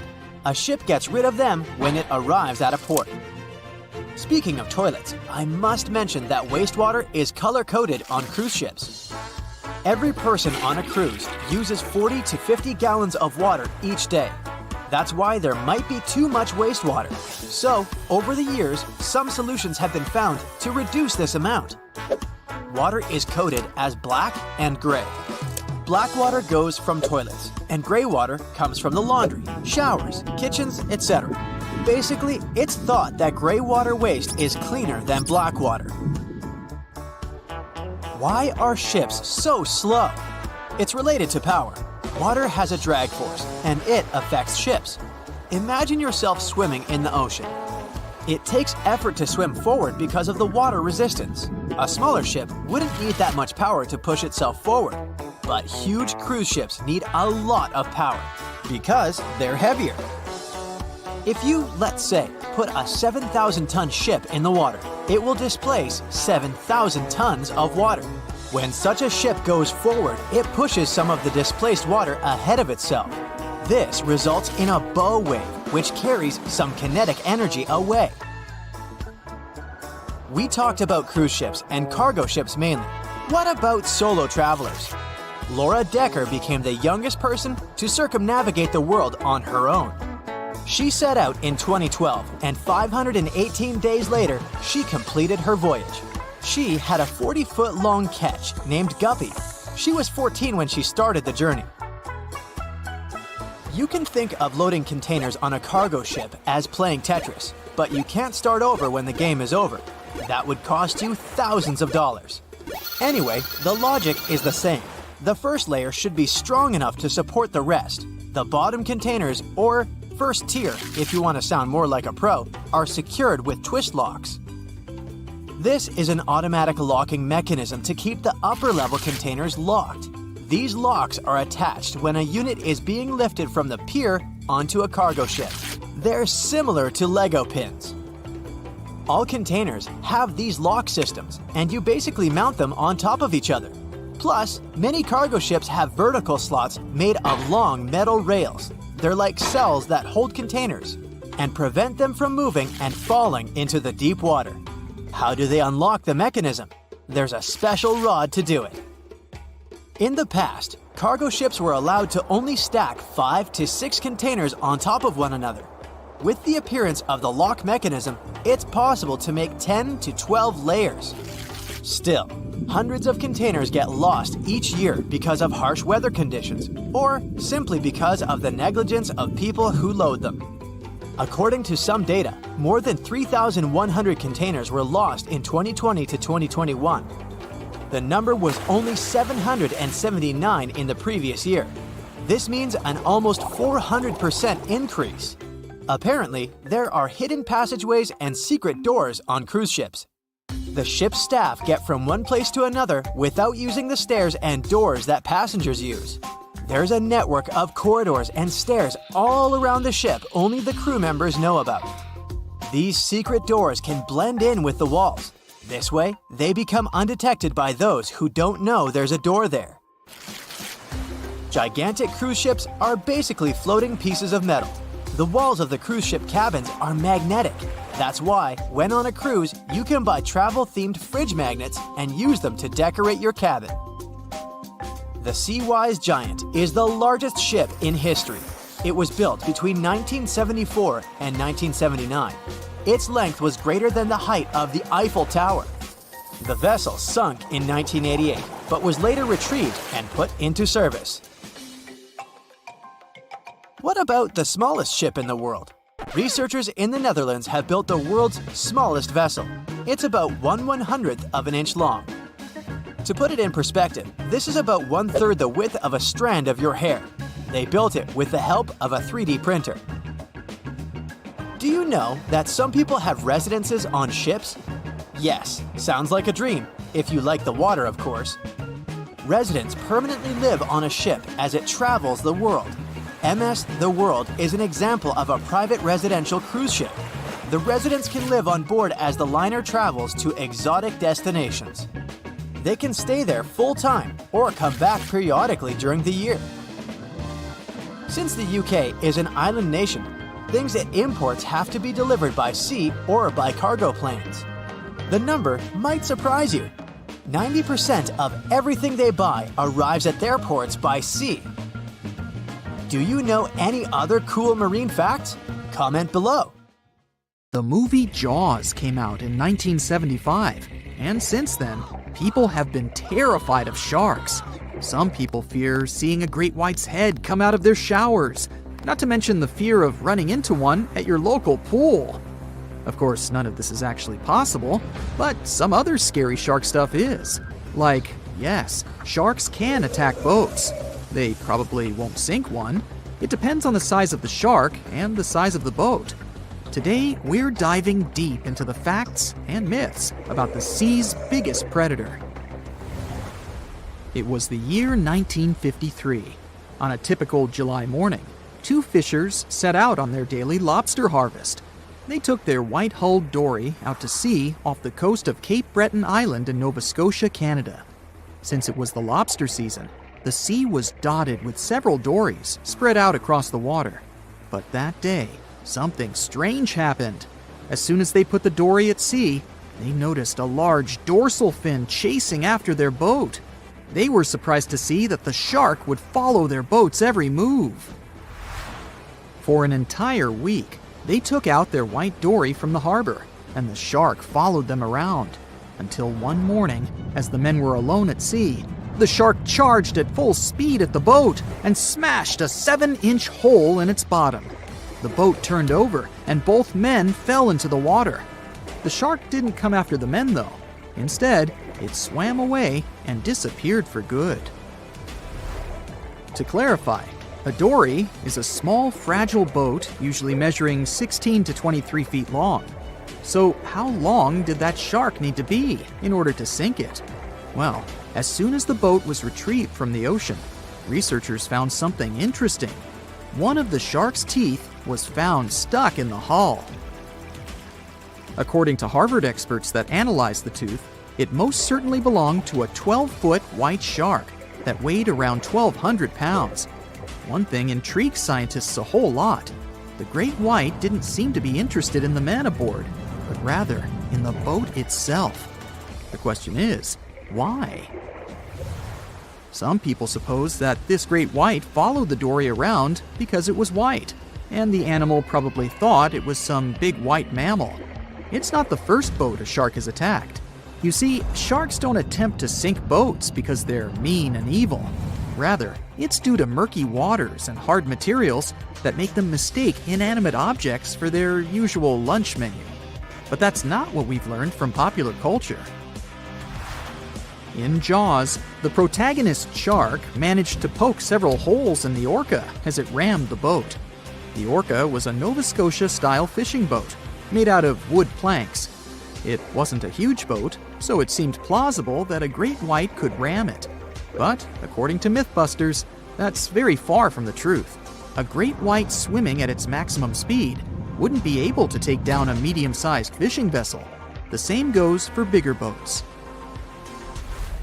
Some bull sharks or great whites can turn over smaller vessels, though, like kayaks or small boats. If this happens, it's most likely because they think it's a sea mammal and nudge it before taking the first bite.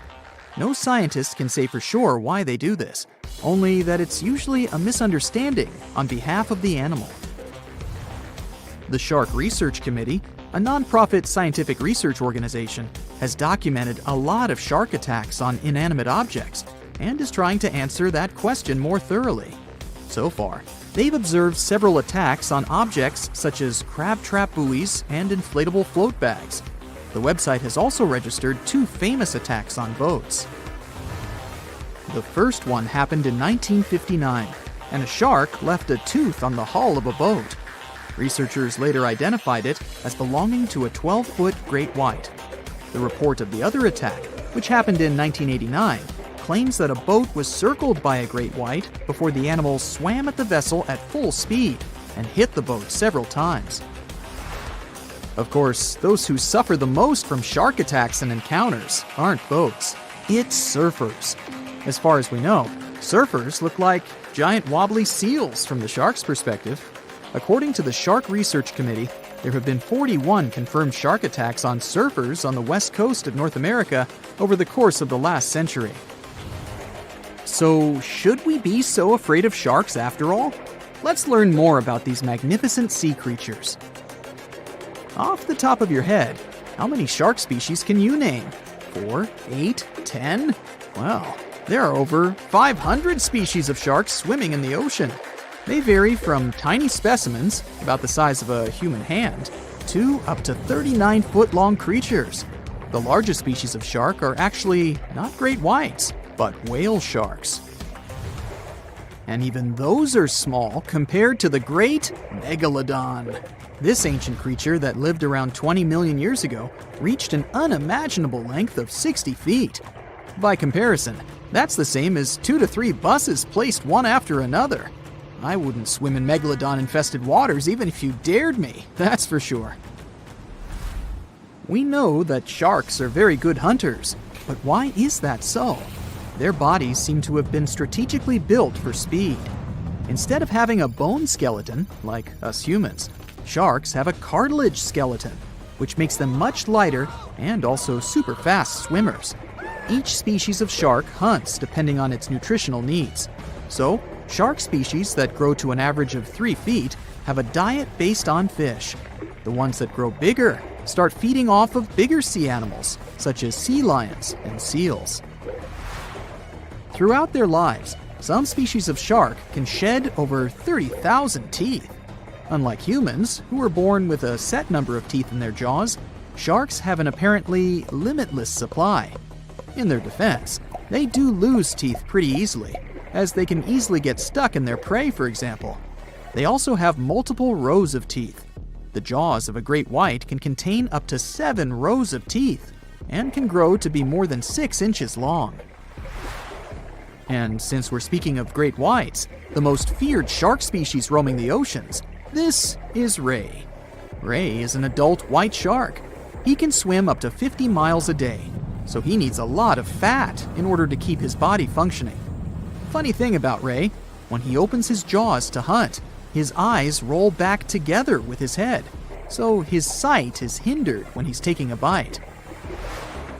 Now, he does like it when the water is murky and underwater visibility is low. That's because it makes it harder for his prey to spot him coming. These conditions can make it easier for him to grab that yummy seal. But this can also make it easy for him to mistake a random boat for lunch and end up scaring some humans. Some Hollywood movies love to portray sharks as having superpowers. Although they're not innately cruel, one species of shark does have something that can be considered bizarre. Hammerhead sharks, one of the most dangerous species of sharks, have a sort of sixth sense. Inside their heads, they have electroreceptor organs called ampullae of Lorenzini. These organs allow sharks to detect the electromagnetic fields of all living things in the ocean. This ups their hunting abilities to another level. They can even find prey hidden in the sand because they sense its electromagnetic field. You should know one thing. If a shark lives in a balanced ecosystem, it won't feel the need to attack unknown things. These animals are curious, though, so maybe we should cut them some slack when they bite a piece off a random boat. No matter what happens, don't stop! We almost got it! 2 treasure seekers are digging frozen ground in a cornfield at night. It's raining hard, lightning is flashing, but these 2 guys keep working. And now the shovel hits something solid. No way! A treasure chest! They start digging faster and find a piece of a ship's engine. What the? Far from the seas and lakes, somewhere under the fields of Kansas City, they found a giant sunken ship. How is this possible? Now you'll see. Some people spend their lives searching for shipwrecks with treasures underground. One of them is explorer David Hawley.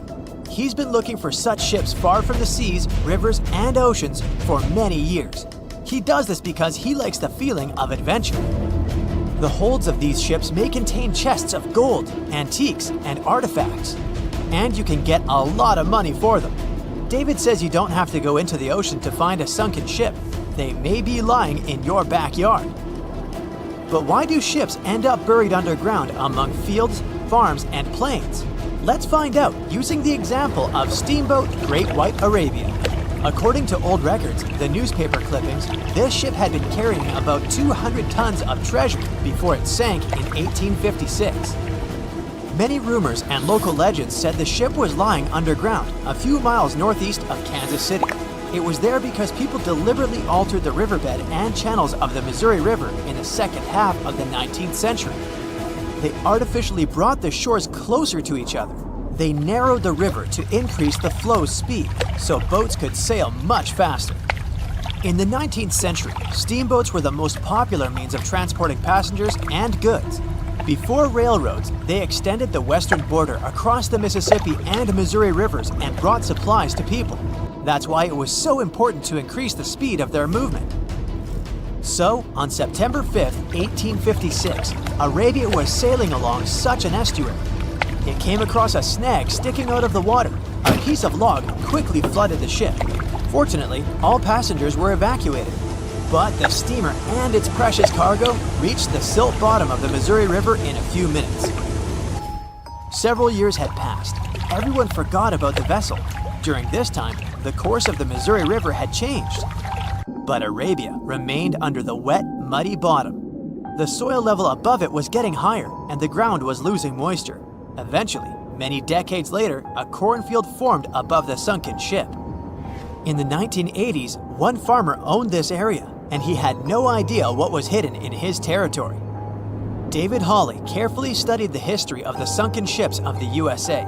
He knew that hundreds of steamers had gone underwater all over Missouri, but most of all, he was interested in Arabia, as there were rumors that it was filled with gold and other valuable things. The territory of cornfields in Kansas was vast, but David Hawley knew how to search properly.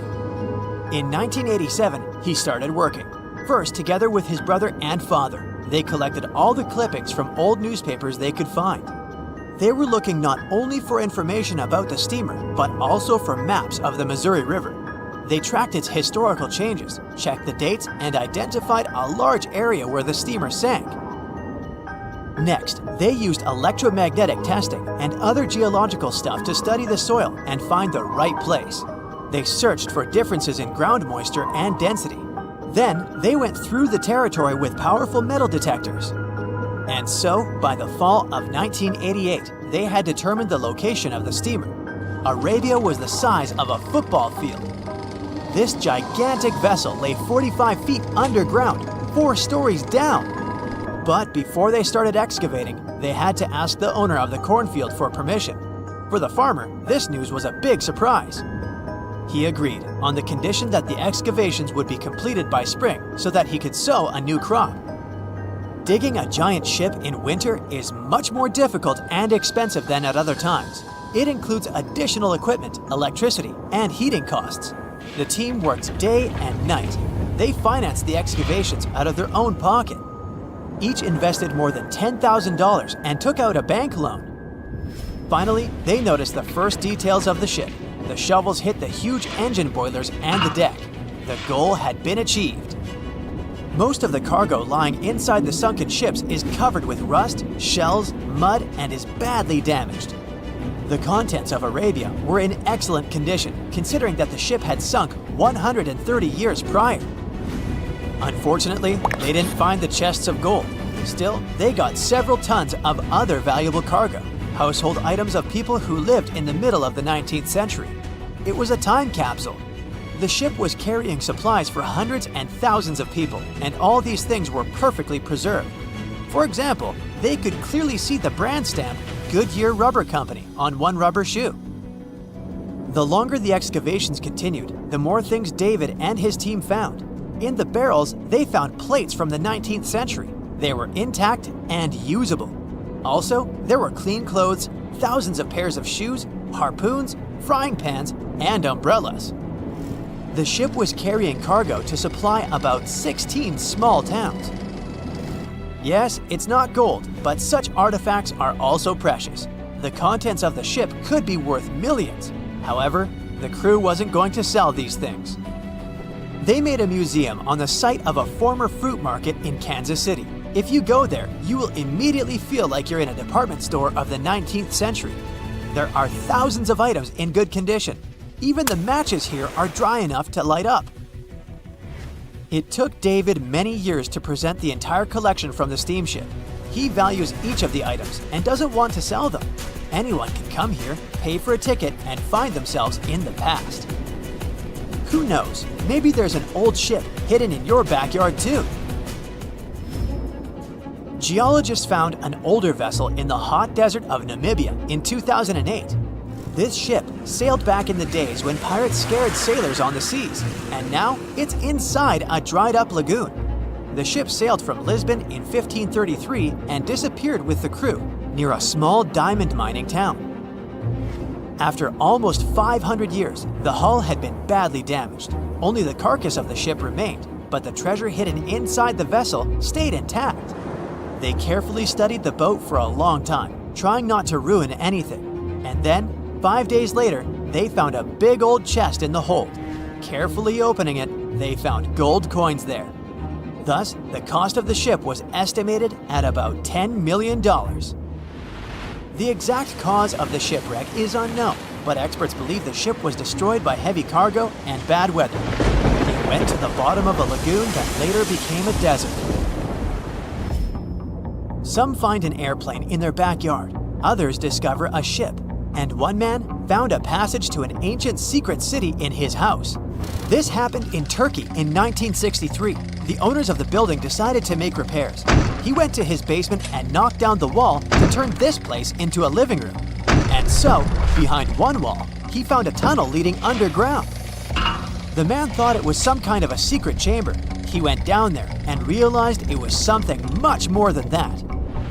It was an ancient city 18 floors deep.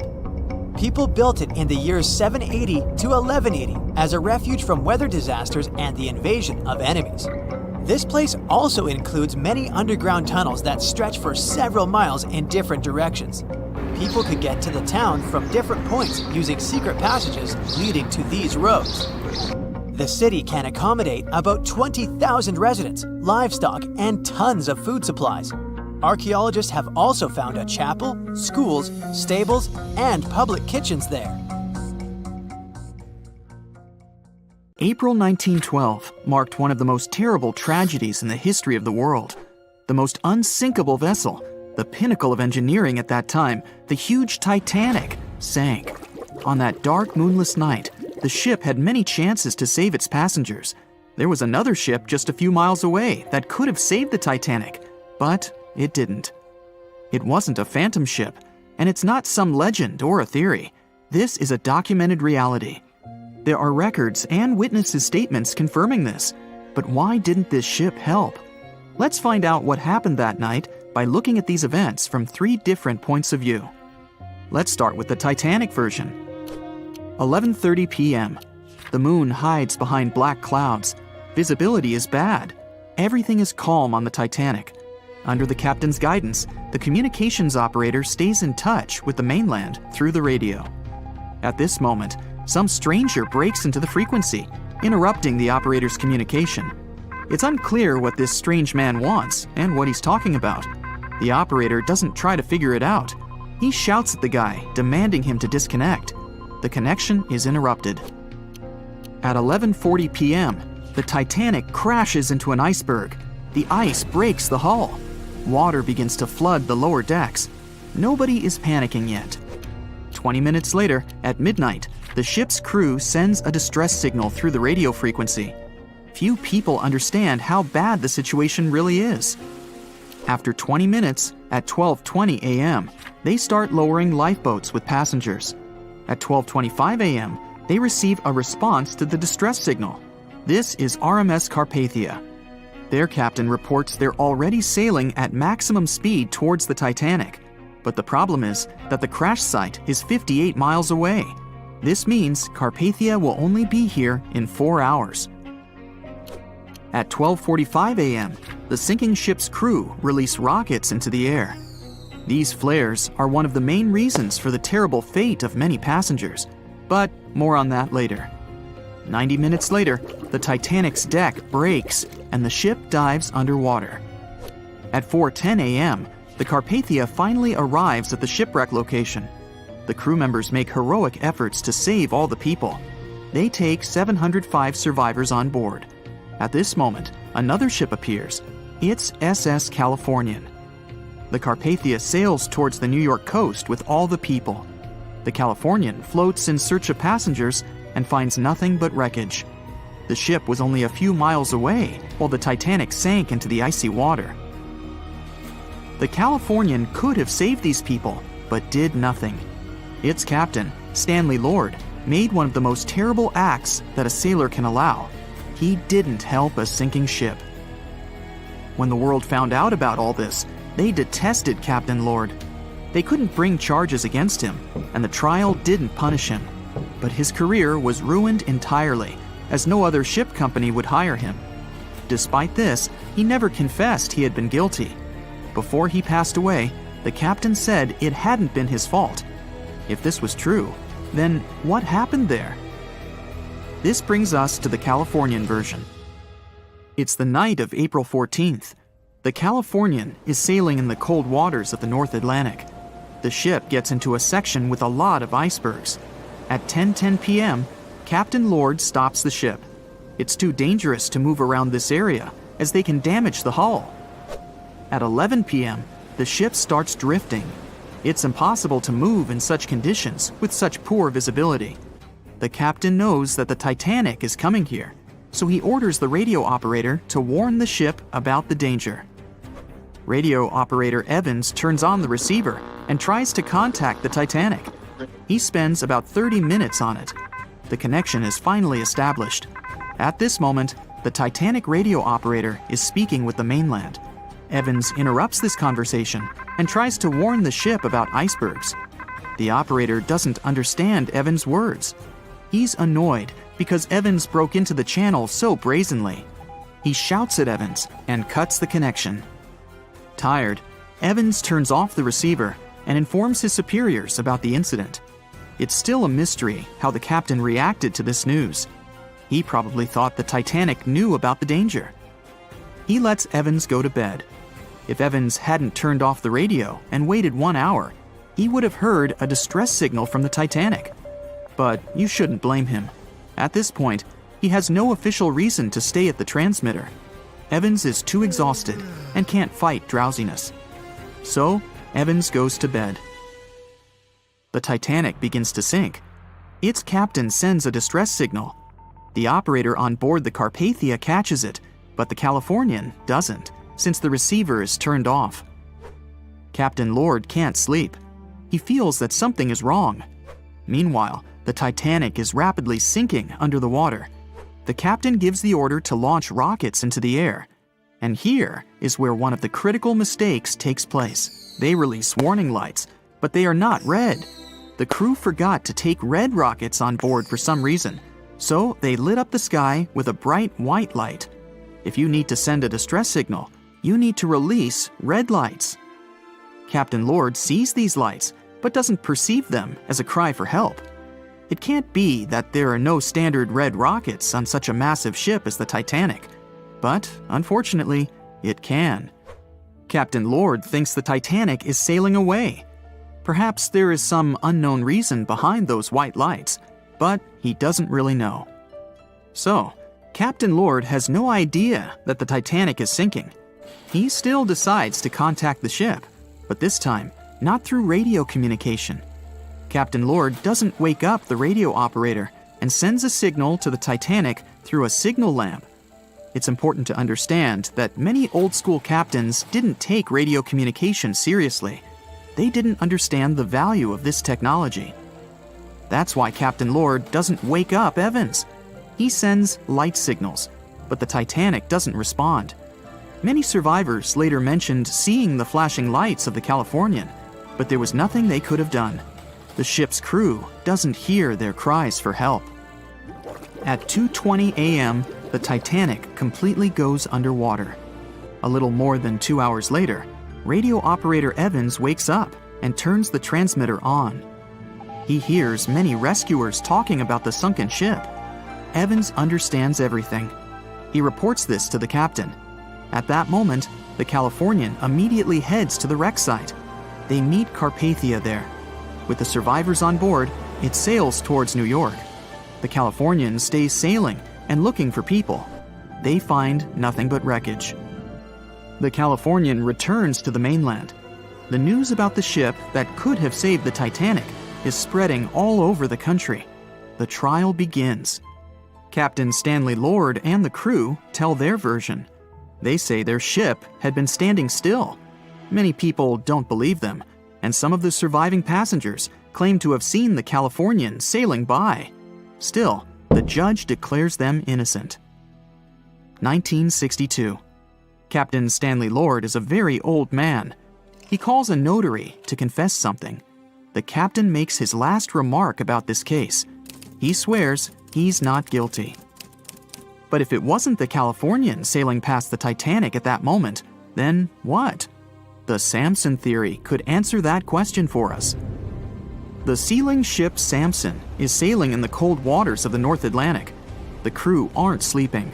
They carefully study the surroundings, but not because they're afraid of icebergs. They're scared of meeting with the U.S. Coast Guard. The Samson ship's crew catch seals, which is illegal. At 12:45 a.m., Samson's captain sees white signal rockets. The team is sure it's the Coast Guard. They turn off the lights and sail away. It's dark, so they don't notice the sinking Titanic. They return to the coast of Iceland and hear about the disaster. They realize they have abandoned the drowning passengers. The nephew of one of Samson's crew members reads about this story in his uncle's diary. The nephew asks for permission to publish these recordings. All the people realize that Captain Lord wasn't guilty, but unfortunately, he didn't live to see this moment. Actually, it's still unknown who is guilty in this story. 2 ships were nearby the Titanic. Their captains were adequate people. They would have helped save all the passengers. Their fault was that they couldn't understand what the Titanic wanted on that dark night. Someone forgot to put red flares in the box. This small but fatal detail was one of the leading causes of the tragedy. It has recently become a popular location for many tourists looking for the perfect place to get away from it all. If you're lucky enough to catch a sunny day here, it's like no other, I can assure you. Chances are, you'll end up having loads of foggy days, but let's be honest, they have a special allure of their own. This enchanting smile-shaped island is called Sable Island. It's located 190 miles from mainland Nova Scotia. It wasn't accessible to the general public until 2013. That's when it was added to the list of National Parks of Canada. You can get here either by plane or by water. But what's so enchanting about this place anyway? There must be something since the yearly tourist count is growing every year. Firstly, there's a spectacular number of wild horses here. There are between 200 and 500 horses roaming free all over the island. There's also a large population of gray seals. The place is also the only breeding location of a rare bird species called the Ipswich sparrow. If you're already considering a trip here, there are some things you need to know first. Remember that fog I mentioned earlier? Well, it turns out that Sable Island is the foggiest place in the Canadian Maritimes. I'm talking about approximately 127 foggy days each year. During such days, Sable Island literally disappears underneath a thick layer of fog. You won't be able to explore the place on your own either. The local regulations state that visitors need to travel within a group, and they also need to keep a 197-foot distance from the wildlife they can encounter here.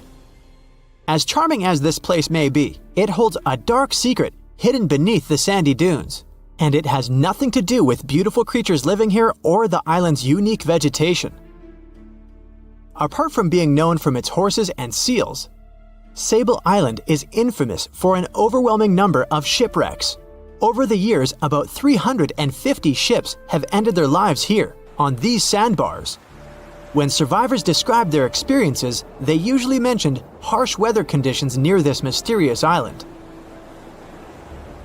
The island also made its way into literature when it was described in a book called The Perfect Storm, which was written by Sebastian Junger and published in 1997. The book was so successful that it was later adapted for the big screen in 2000, with George Clooney playing the leading role. The first recorded shipwreck near Sable Island dates back to 1583. The boat was named the HMS Delight and was under the command of British adventurer and explorer Sir Humphrey Gilbert.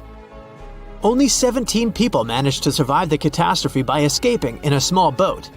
Records mention that they spent 7 days at sea before reaching the shores of Newfoundland. In 1884, another vessel named the Nicosia struggled in the thick fog as well.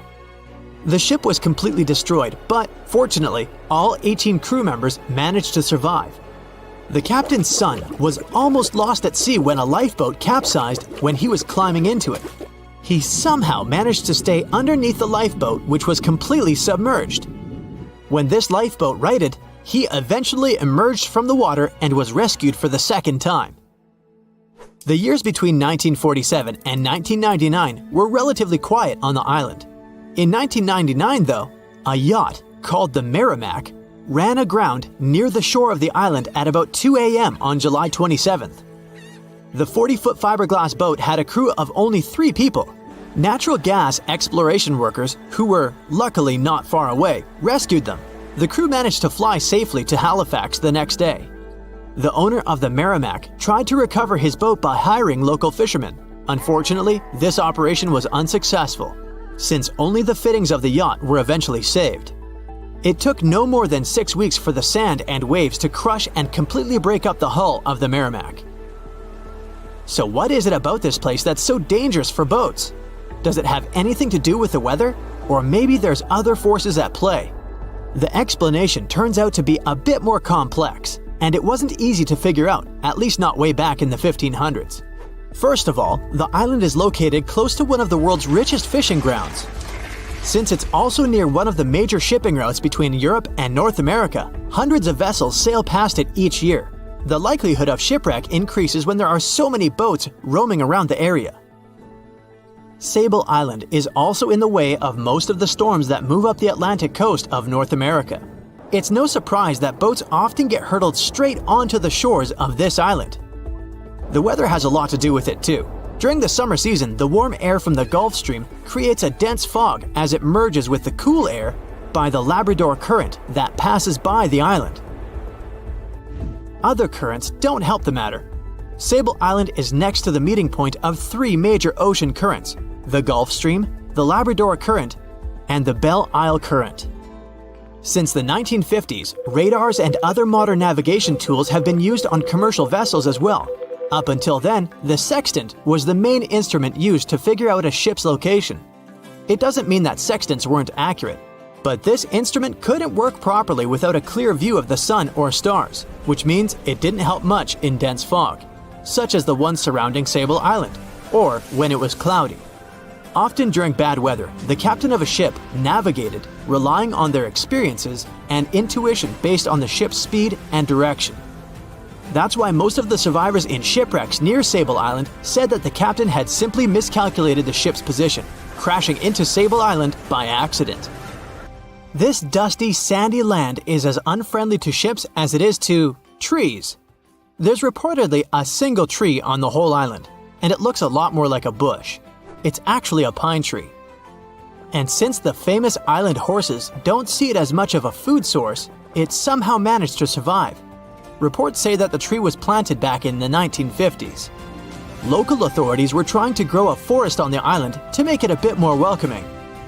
They've planted tens of thousands of trees over the years, more than 69,000 evergreens, 600 fruit trees, and about 55 pounds of pine seeds, along with other plants which could survive the conditions on the island. But they were no match for the extreme weather and sandy soil. Out of all those plants, just one pine tree is still alive. Thanks to its resistance, it has even become a symbol of Sable Island. Interestingly, for around 40 years, the island also had just one inhabitant. Can you imagine that? One person living on a remote island for so many decades? It's the story of a woman called Zoe Lucas. She chose to surround herself with the only residents on the island: the horses, the gray seals, and the many species of birds. An esteemed naturalist, she mentioned in an interview she gave back in 2017 that she was used to living on the island and that she never got lonely. To survive here, she had to put together an essentials kit. It included a notebook to take notes and a pair of binoculars to study the wildlife. You can safely assume she wasn't scared of the intimidating surroundings, since she decided to eventually call this place home. At first, Zoe wanted to set up camp on one end of the island, near some abandoned buildings. But eventually, she settled in a wooden house near a bunch of sand dunes. A Canadian institution called the Meteorological Service of Canada put together the simple construction back in the 1940s. Parks Canada operates the building these days.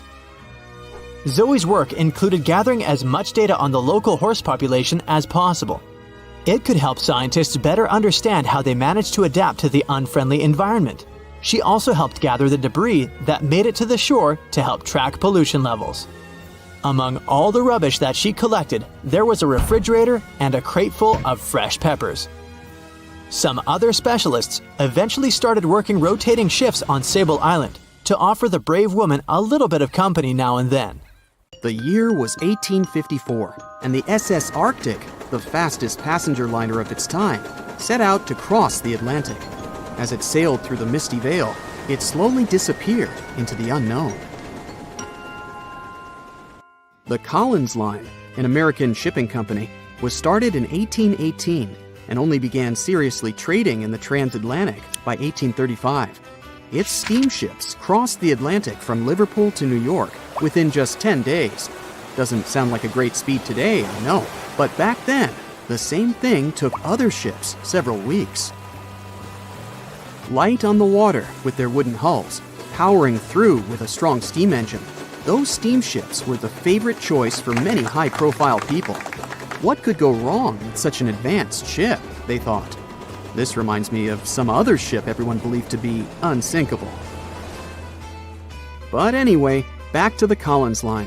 It grew to be a serious contender on transatlantic routes, with only one other competitor, the Cunard's Line. It was a British company also aiming to be the main force through the Arctic Passage. In 1835, the company received a new ship that traveled to Liverpool and came back to New York with the largest cargo ever at that time. From then, the Collins Line was steadily growing. It seemed like there would only be future successes for it. Unfortunately, their lavish ships became costly to run with the amount of coal used. Massive power along with weak wooden hulls meant they needed many repairs after each voyage. So, every trip ended up being expensive. But since the ships were safe and had a great reputation, people were willing to pay the price, and the company was definitely not in crisis. They had achieved something no one had managed to do before them. Like I told you, their ships crossed the Atlantic in a whopping 10 days, and Edward Collins, the owner, was very determined to maintain the pace. Their 5 ships easily outran the Cunard's Line of only 3. With this great praise, it provided more attention. Though the Cunard's ships were slower with their iron hulls, they believed there was still profit, regardless of how slowly they sailed. Among Collins' ships, the Arctic, the third of them to be launched, was the largest, reaching 284 feet long, with 2 side-lever steam engines, each with 1,000 horsepower. The paddle wheels made 16 revolutions a minute when at full speed. At the time of its launch, the press called it the most stupendous vessel ever constructed in the United States. But glamour and fame couldn't avoid what would come next. On the 27th of September, the Arctic was on its journey from Liverpool to New York, continuing a speed pace through the thick fog. It's possible that by that moment, after 4 years of record-breaking trips, the crew became overconfident with their sailing and the ship. Going only 50 miles from Newfoundland, they carelessly continued through the fog with no radio contact, sonar, or any other form of identifying objects, equipped only with Morse code. A smaller ship, the SS Vesta, which operated as a fishing vessel, often worked around Newfoundland. It was passing through the same path as the Arctic and crashed into its side. Shocked by the collision, the captain of the Arctic offered help to the much smaller Vesta, but it was soon clear that the damage that seemed minor on the Arctic was far worse. Beneath the waterline, a hole was letting water into the hull. The cost of the much faster wooden hull now seemed less valuable. They steered toward land, trying to plug the holes, but they weren't doing so well, and the seawater continued to pour in, filling up higher and pushing the ship down. And finally, once the engine room was full, it put out the boilers, taking away the massive power the Arctic was once legendary for. They moved slowly until coming to a complete stop. The ship continued to sink, and the order was to abandon it. At the time, maritime law allowed for the Arctic to carry only 6 lifeboats, only capable of saving 180 people. The crew and some of the passengers managed to push their way aboard and took most of the seats on those boats. Things were pretty wild, and everyone forgot about their manners, not letting the ladies and the youngest ones board first. It took 4 hours for the Arctic to sink. 150 crew and 250 passengers were on board. Those that weren't able to find a lifeboat made a desperate attempt to build their own rafts from parts of the ship. 2 days later, only 3 boats made it safely to the shore. The other 3 were never found. Believe it or not, the rescue party also saved some people that had been clinging to the wreckage for 2 days. Unlike the crew, the captain went down with the Arctic, but amazingly survived. He would be only one of 85 people that made it, out of the 400 on board. When the news arrived 2 weeks later, the public responded with great sadness to the losses. Great anger soon followed towards the poor safety measures in the crew. The press published demands to change the laws for more lifeboats. It only made sense to have enough for every person on board a ship.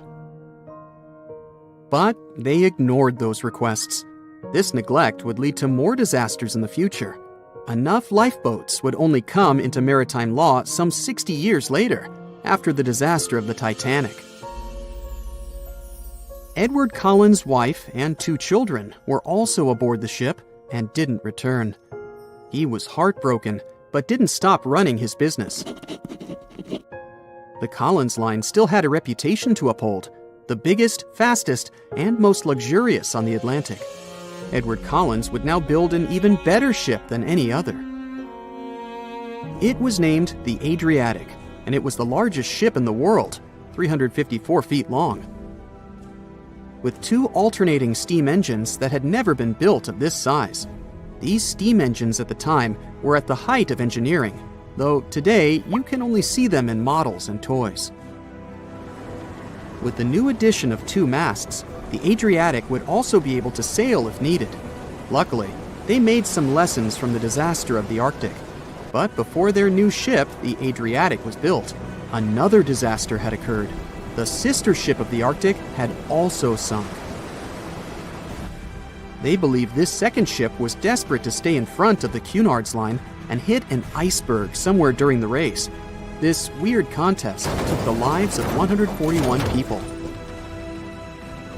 The desperation of Collins and his weakly built hulls pushed the company towards bankruptcy in 1858.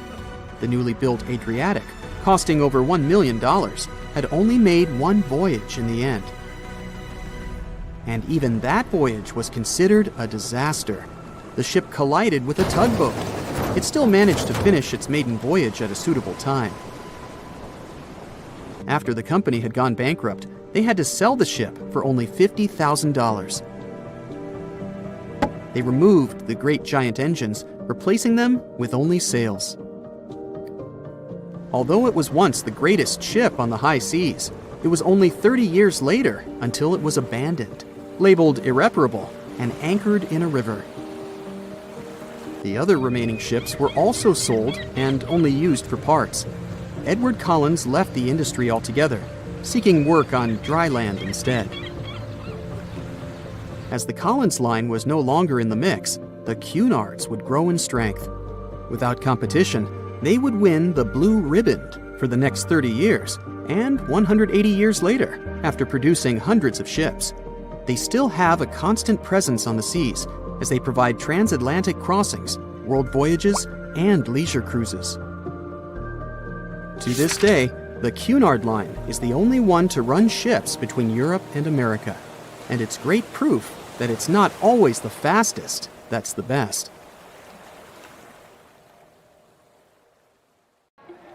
So in 2017, over 25 million people boarded cruise ships all over the world. Now, if you're keeping count, that's more than the total population of Greece. It's become America's favorite choice when it comes to going on vacation. It's easy to see why hopping aboard a cruise ship becomes more popular each year. Heading out on a cruise is also coming back in style with newer generations. 2/3 of Gen Y and millennials say that cruising is their new preferred type of vacation. How's that? Well, let's see. It's easy to plan in advance. On board, you can find activities for all family members, and you get a chance to visit several different destinations in one trip. An added bonus of booking a cruise? You can sample various places for a future time off. The entertainment on board is often top-notch, providing passengers with an added taste of luxury. And the amenities and accommodations are generally very reliable. Not to mention that it gives tourists that feeling of actually getting away from everything that people strive for while out of the office. Royal Caribbean International is one of the largest cruise lines in the world, with just over 19% of the cruise market as of 2018. Its current fleet is divided into many different classes of ships, including the Voyager class, Radiance, and Quantum. The latest addition to the Royal Caribbean International's impressive fleet was built in 2018. Wonder of the Seas is now the largest cruise ship in the world. Since this spectacular liner has just had her maiden voyage in March 2022, let's look at some of the incredible perks it has to offer its passengers. For starters, the boat is so big that it had to be split into neighborhoods. Well, it figures since Wonder of the Seas can accommodate almost 7,000 passengers. Fond of New York? Well, no worries. Wonder of the Seas has a central park of its own, with an estimated 10,000 plants to check out. The ship's Central Park is a feature of all Oasis-class ships, being one of the so-called neighborhoods. Let's look at some other areas, shall we? Like this boardwalk, a place that includes an arcade, a candy store, and a sports bar. It's best suited for long walks. There's a pool and sports zone on Wonder of the Sea. These areas feature the ship's numerous pools and hot tubs. There are many activities to check out on the sports court. Then there's the Royal Promenade, or Promenade if you prefer. That's the main road on Wonder of the Seas, with bars, lounges, and places to grab a cup of coffee, or a luxurious latte. The entertainment neighborhood is the focal point for leisure activities on the ship. Here, guests can find a comedy club, an ice skating rink, and even a theater. The spa and fitness area is a tranquil zone with a huge array of treatments available. The fitness center is free of charge, by the way, so there's no excuse for guests to skip a leg day. An extra 8th zone was added to Wonder of the Seas. It's called the Suite Neighborhood. This is an exclusive area designed for guests staying in the suites. Oh, now I get it. It's located at the top of the ship.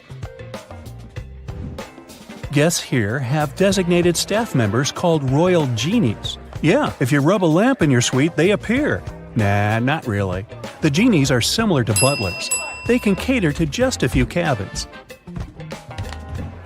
Of course, the cruise line wants to divert other guests from asking these crew members various questions and taking their time. That's why the genies don't wear name tags in public areas. As for its itinerary, Wonder of the Seas was initially supposed to be homeported in China, but Royal Caribbean decided to move the liner to the United States. In March 2022, the ship started its journey with 7-night Eastern and Western Caribbean itineraries. In May 2022, Wonder of the Seas is scheduled for a trip to Europe, with Western Mediterranean cruises from Barcelona and Rome planned for its guests. Passengers will also be able to visit Palma de Mallorca, Spain, and Capri, Italy. When the summer season is over, Wonder of the Seas is scheduled to return to Florida to offer year-round sailing starting November 2022. And by the way, there is no truth to the rumor that a special cruise only for highly allergic and hay fever sufferers will be called the Wonder of the Sneeze. Nope, not at all. Now, it's hard to imagine a ship so massive that can accommodate so many amenities on board. For example, the Titanic was the largest ship of its time, measuring 882 feet in length. And Wonder of the Seas is not only 1,188 feet long, it's also 36% taller and 34% wider. Speaking of lifeboats, which I am about to, Titanic had a mere 20 lifeboats on board, which was tragically not enough to fit all the passengers after the ship hit the iceberg. But Wonder of the Seas has an even smaller number of lifeboats, 18 to be precise.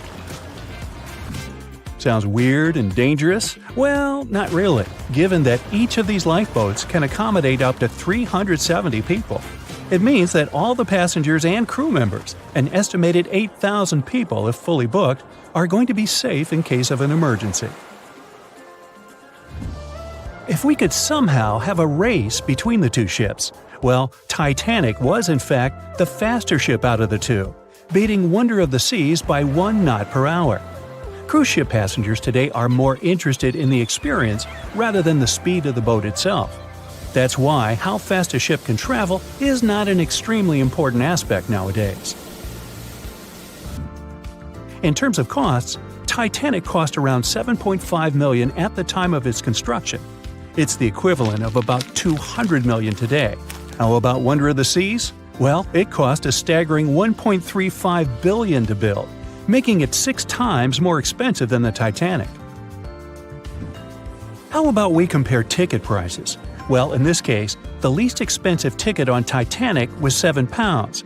It's about $1,000 today.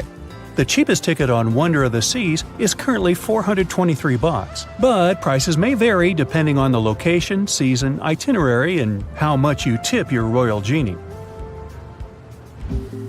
And I know you were going to ask, how about icebergs? Well, Titanic steamed in the frigid North Atlantic, where you had to be on the lookout for those. Wonder of the Seas will be cruising the balmy Caribbean, where the worst thing you can hit on is 17 and blackjack. Oops, busted.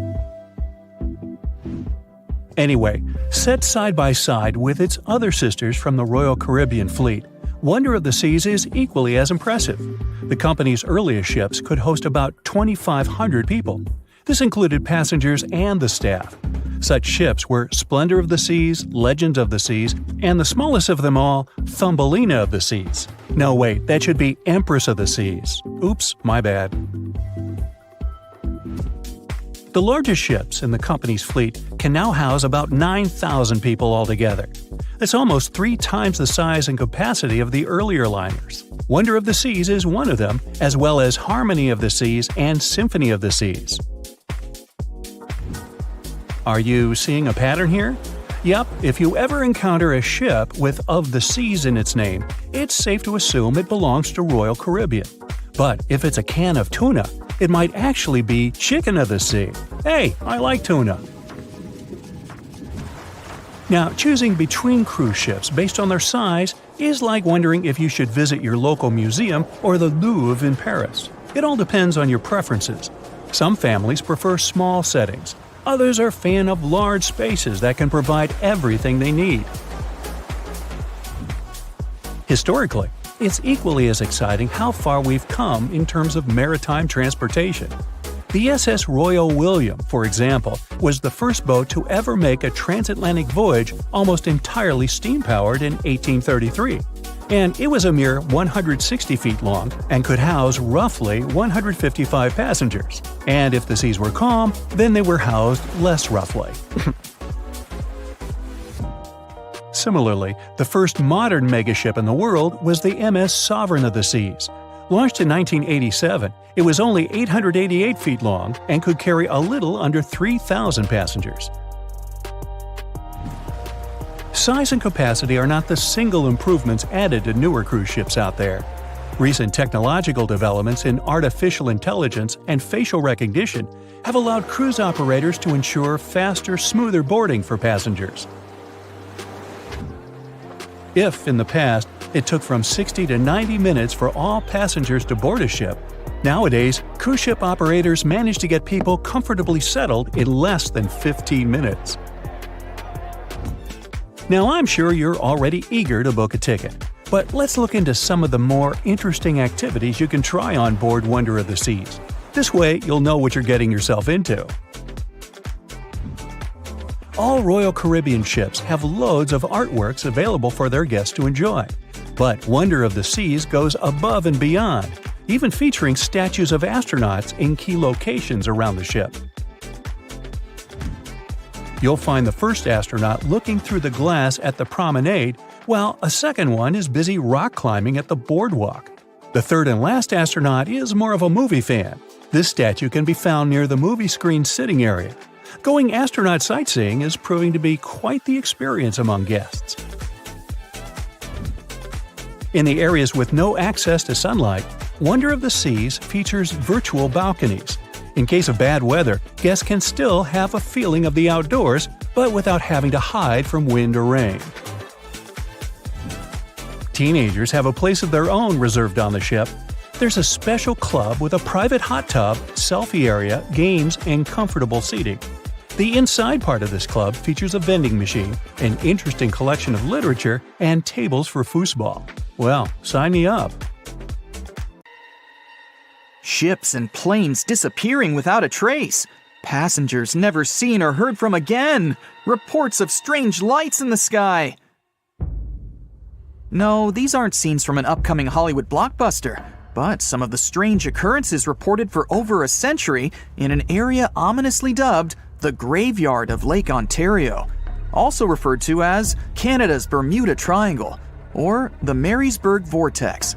It stretches across a portion of Lake Ontario from Kingston to Prince Edward County in Canada, and down to Oswego, New York in the US.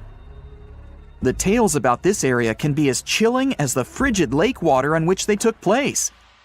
The most unsettling story involves the schooner called the Bavaria. It was 1889, and the ship was being towed across the lake. Rough waters severed the tow rope, and the Bavaria floated away. Luckily, the schooner was later found safe and fully intact. But there was one thing missing: the crew! Not a single person was found on board.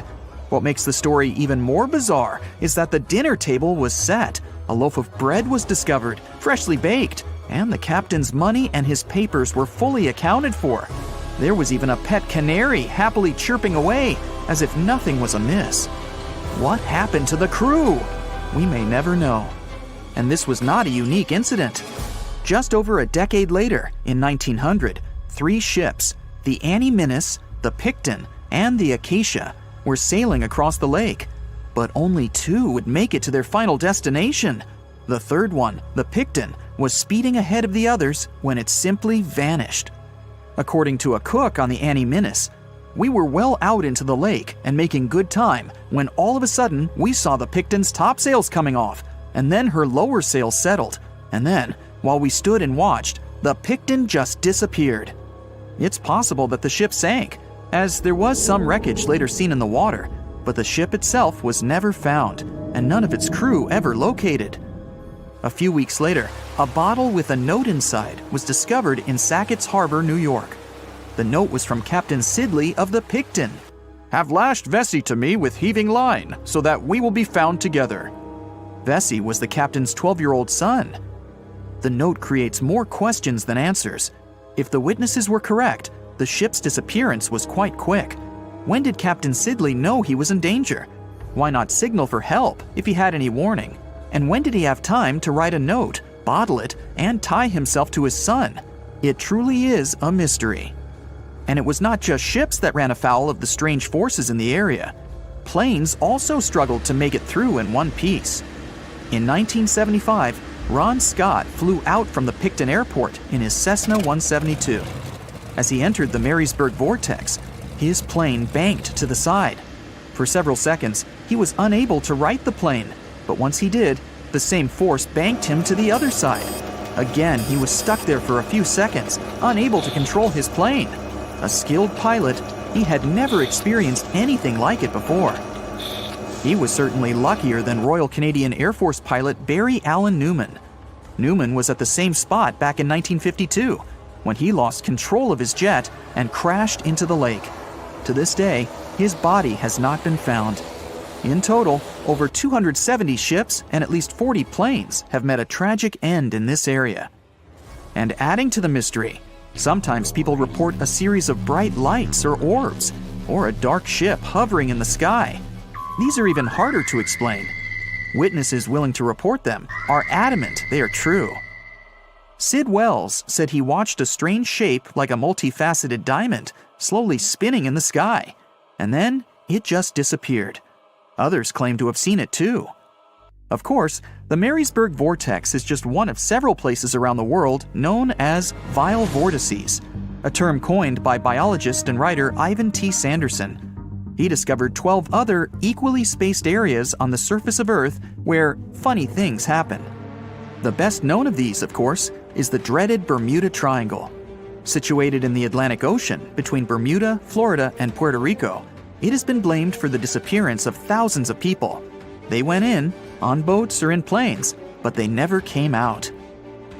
Even the explorer Christopher Columbus experienced the mystery of the Bermuda Triangle during his first voyage to America in 1492. He said the compasses pointed in the wrong direction, the sea levels seemed to change dramatically, and he even spotted strange lights in the sky. In 1918, the USS Cyclops, which was one of the US Navy's biggest fuel ships, disappeared there. Since the 309 crew members were declared lost at sea when the Cyclops vanished, it's seen as the largest loss of life in the history of the US Navy in a single incident. At the time, the weather was good. The one message sent that day from the ship indicated no issues or concerns, and a distress signal was never sent. A thorough naval investigation followed. Its conclusion? Many theories have been advanced, but none that satisfactorily accounts for the ship's disappearance. In other words, the investigators were stumped. There's also the Dragon's Triangle, located in the Pacific Ocean.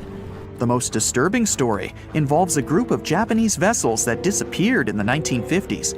When researchers were sent to investigate what happened, they too disappeared. In each case, it's impossible to truly know what occurred, and it's easy to get caught up in stories of giant sea monsters lurking beneath the waves. Who doesn't like a good scare? And Sanderson was willing to accept the possibility of such stories being true. He believed the vile vortices that he studied could be explained by anything from a wrinkle in the space-time continuum to magnetic abnormalities to underwater people. Of course, Sanderson was not only a huge fan of strange places, he also wrote about strange creatures like Bigfoot and the Loch Ness Monster. His skills as an impartial scientist are questionable, though. In 1948, he claimed that some 3-toed footprints found at Clearwater Beach in Florida were proof of 15-foot-tall penguins, arguing that they were impossible to fake. In 1988, Tony Singerini revealed that he and his friend, attaching some cast-iron feet to his high-top sneakers, were behind the giant penguin hoax. So maybe Sanderson isn't the most reliable source after all, but there are also some very compelling and wholly natural explanations. Let's look specifically at the Marysburg Vortex. It's entirely possible that ships like the Bavaria and the Picton were done in by a mix of bad luck and bad weather. Unsettled weather is certainly not uncommon on Lake Ontario, and flash storms on the open water can prove dangerous to the most skilled sailor. And even today, with advances in weather forecasting, we get it wrong all the time. Back then, there was no way to predict that a storm was just around the corner. And the weather was just one issue. Historian Mark Seguin said that the area was always known to be dangerous, as the lakebed quickly becomes shallow along the eastern shore. There are also small rocky islands and shoals scattered throughout the area, making sailing a risky venture, especially for larger vessels or those weighed down by heavy cargo. By the mid-20th century, modern weather forecasting and improved shipbuilding alleviated most of the hazards of the Great Lakes shipping, resulting in fewer losses. The last major shipwreck in any of the Great Lakes was that of the SS Edmund Fitzgerald, which sank off the coast of Lake Superior in 1975, with 29 crew members going down with it. It seems the vortex is no match for human progress. And as for lights or images in the sky, in most cases, It's the result of an interesting phenomenon called thermal or temperature inversion. When this happens, a layer of warm air becomes trapped under cold air. This can result in mirages or reflections. So, a light on the ground that is miles away can be reflected in the sky, giving the impression of a flying object. Other parts of the mystery may be solved with a little time. Lake Ontario's freshwater and frigid temperatures help preserve the ships and planes that came to rest there. As divers and researchers continue to explore the area, maybe we'll finally learn the fate of the Bavaria, the Picton, Captain Sidley, and his son. This place has no time zone, no landmass, and the sun rises and sets here just once a year. For over 400 years, since the era of King Henry VIII, thousands of explorers from all over the world were trying to reach this elusive spot, the North Pole. Some were hoping to find a northwest or northeast passage to China and the Indies, and others just wanted to see what it was like. In 1773, the British Royal Navy organized the first scientific expedition to the North Pole. Constantine Phipps volunteered to lead the mission. It was difficult for the two ships to move through thick ice, and they had to be towed using smaller boats. At some point, Phipps was ready to leave the ships as they saw a completely frozen sea. But in the end, they broke free from the ice and escaped into the open sea to return home without reaching the goal. In 1882, American explorer James Booth Lockwood managed to get closer to the goal than anyone else. By that time, at least 750 people in 42 expeditions had lost their lives trying to make it to the pole. On the 7th of September, 1909, the New York Times came out with a sensational front page. Peary discovers the North Pole after 8 trials in 23 years. Robert E. Peary, an American explorer, claimed to have reached the North Pole in April of the same year. But communication back then was slower than now, so the message had only reached New York by September. A week before the famous headline, the New York Herald had published its own front-page sensation. The North Pole is discovered by Dr. Frederick A. Cook.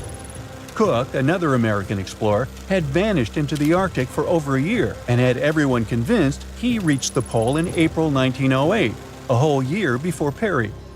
It was tricky to provide evidence any of them had actually reached the goal back then. Their goal was constantly moving on sea ice, unlike the South Pole on steady land, so they couldn't just leave a flag or some other proof there. A travel diary full of details of the journey, including daily distances, the position of the stars, and the like, would probably do as evidence. But neither Cook nor Peary were able to provide any of this backup information. So each of them started a campaign to prove they were honest and trustworthy. Peary was mentioned as the North Pole discoverer until 1988. That's when the National Geographic Society revisited the evidence and found that his records really didn't prove his claim. Cook's claim was neither proven nor disproven. Australian-born British explorer Sir Hubert Wilkins went on his first expedition to the North Pole in 1913.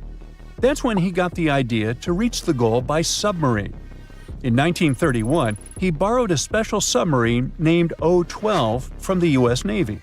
The future mission had 2 goals: to do scientific experiments while floating on ice and moving underwater, and to reach the North Pole by traveling beneath the ice. They planned to study the weather, take temperature measurements, and collect water samples from both the surface and the sea floor. The submarine Sir Hubert used was brought to a shipyard in New Jersey to be modified. They added the latest scientific equipment and changed the outside so the submarine could travel under the ice. On March 16th, the submarine left the shipyard to start its journey to the Brooklyn Navy Yard in New York. But even before leaving the Delaware River, they faced delays. A snowstorm forced them to stop at the Philadelphia Navy Yard, and they had to stop again to get more fuel. When the submarine was entering New York Harbor, a crew member who was just 27 years old fell overboard and drowned. The submarine was officially renamed Nautilus, and the grandson of Jules Verne, the author of 20,000 Leagues Under the Sea, which inspired the new name, was there to see it. Before starting their journey, the crew tested the Nautilus in different spots off the New England coast. They faced criticism and were already 2 months behind schedule, so they decided to head straight to England. During their trip across the Atlantic, they sailed into severe storms. On the 13th of June, the starboard engine broke down. Then, the port engine failed because it was overused. While crossing the Atlantic, Sir Hubert Wilkins kept radioing the submarine's position back to the United States. After both engines failed, they sent out an SOS. On June 15th, the USS Wyoming, a huge ship on a training cruise with naval students, reached the Nautilus. The Wyoming towed the broken submarine to Queenstown, Ireland, and then it was taken to Devonport, England for repairs. They had to wait for spare parts from the United States, which caused more delays. Once the Nautilus was fixed, they headed to Bergen, Norway, to meet the submarine science officers and get more equipment. One of the most important additions in Bergen was a diving chamber, which allowed them to lower scientific tools into the water through a special hatch. On August 5th, the Nautilus finally left Bergen and headed north to find ice floes. They had lots of delays because of mechanical problems and storms. One storm even made the submarine tilt at crazy angles. Finally, on August 19th, they saw the first ice floe. For a few days, they followed the ice's edge, looking for a good spot to dive. 3 days later, they tried to dive under the ice, but discovered that the submarine's diving rudders were missing. One diver went overboard to check and saw that someone must have broken off the rudders on purpose. This made Wilkins think that someone on the crew had sabotaged the submarine because they didn't trust the mission. Even without the rudders, Wilkins still wanted to do some of his scientific experiments. On the last day of August, they found a way to force the Nautilus under a 3-foot-thick ice floe. They had to fill the ballast tanks and adjust the trim. They managed to make more dives under this ice this way before the journey ended. After a few more days of trying to do research, Wilkins decided it was too dangerous to stay at sea. The Nautilus arrived at Svalbard, the Norwegian archipelago between mainland Norway and the North Pole, on September 8th, after going through the worst storm of the trip. They planned to go to a port in England, but another storm caused a lot of damage and made the engines fail, so they had to stop in Bergen again. After getting permission from the United States Shipping Board, the Nautilus was towed out of Bergen and sunk in a Norwegian fjord on November 13, 1931. In 1958, a U.S. submarine with the same name, Nautilus, became the first vessel that reached the North Pole by traveling under the ice. This Nautilus was much bigger than the submarines that came before it. It was 319 feet long and weighed 3,590 tons. For comparison, the other Nautilus was 175 feet long. Unlike other submarines, the new Nautilus could stay underwater for a longer time because of its special atomic engine didn't need air and only used a tiny amount of nuclear fuel. On July 23, 1958, it left Pearl Harbor, Hawaii on Operation Sunshine. There were 116 people on board: Commander Anderson, 111 officers and crew, and 4 civilian scientists. The Nautilus traveled north through the Bering Strait and only surfaced once at Point Barrow, Alaska. On August 1st, the submarine left the north coast of Alaska and dove under the Arctic ice cap. The submarine traveled at a depth of 500 feet, with the ice above it between 10 to 50 feet thick. At 11:15 p.m. on August 3rd, Commander Anderson told his crew, "For the world, our country, and the Navy, the North Pole." And the Nautilus went right under the North Pole without stopping. On August 5th, the submarine came up in the Greenland Sea, and then 2 days later, it finished its historic trip in Iceland. Ships have been around for at least 6,000 years, dating back to ancient Egypt. In the beginning, they were used for trading and exploring. Ships as an attraction became a thing only a bit over 100 years ago, but the first cruise ship wasn't the infamous Titanic as you might think. The first cruise ship that took passengers on a voyage was a German ship called Prinzessin Victoria Louise back in 1900, and it served for 6 years. Modern ships are of course more advanced, but they still have a limited lifespan. They usually serve for about 30 years. A ship much older than that isn't considered safe and stable anymore due to the metal fatigue, most often of the ship's hull. After ships finish their lifespan, they retire and get sent to a shipyard, where they get scrapped. Most famous and beloved ships have a better fate. They get turned into hotels and attractions. Since ships are extremely expensive to build, no wonder that they are so huge, often as long as 3 football fields and as tall as 20-story building. The companies want to accommodate as many passengers as possible, because it means better profits. Also, cruise ship cabins are built separately from the ship, because otherwise there wouldn't be enough space for the construction. They're added to the vessel already in the shipyard, where the ship is put together. Quite often, different parts of the ship are even built by different companies. Voyages are fun, but if you need to get somewhere fast, cruise ships shouldn't be your first choice, because they are very slow. On average, they travel at the speed of just 23 miles per hour. Ships travel way slower than cars and planes, because they move huge amounts of water. Move on the ground and you're fast. Now step in a swimming pool and try to run there. It'll be way harder for you to do, and you'll be way slower, barely moving through. Now keep in mind that you are much smaller than a ship. As we've seen, ships are massive. When you put something in the water, it displaces the amount of water that is equivalent to its weight. So a ship displaces thousands of tons of water and then pushes through it. That's why they are slow. Such huge ships sure have big anchors. An average anchor weighs like 4 grown-up elephants. The crew members try to avoid dropping the anchor when it's possible, because such a massive thing can severely harm the ecosystems at the bottom of the sea. When boarding a ship, the first thing we have to notice is lifeboats. The Titanic was designed to carry 64 lifeboats, but it only had 20 of them. The rest is history, but ever since what happened to the Titanic, ships are required to have safety equipment to accommodate 125% of the people on the ship. So, it's even more than required, just to be on a safe side. But here is the story. In 1915, 3 years after the Titanic sank, a cruise ship called SS Eastland, which was loaded with extra lifeboats and rafts, sank under the heavy weight of all that extra equipment. But don't worry, it never happened again. Even though modern cruise ships are very safe, it's good to be prepared. So let's take a look inside one of those lifeboats. Firstly, they are orange in color, and it's not just some orange. This one has a special name, International Bright Orange. Of course, there is a good reason to use it, better visibility. If we take a look at the color wheel, orange is the exact opposite of blue, meaning that it's most contrasting to it. So, in between the sea and the sky, which usually appear blue, an orange boat will be the most visible. Life jackets and life preservers are orange for the same reason, as you might have guessed. But International Bright Orange only became a requirement in 1962.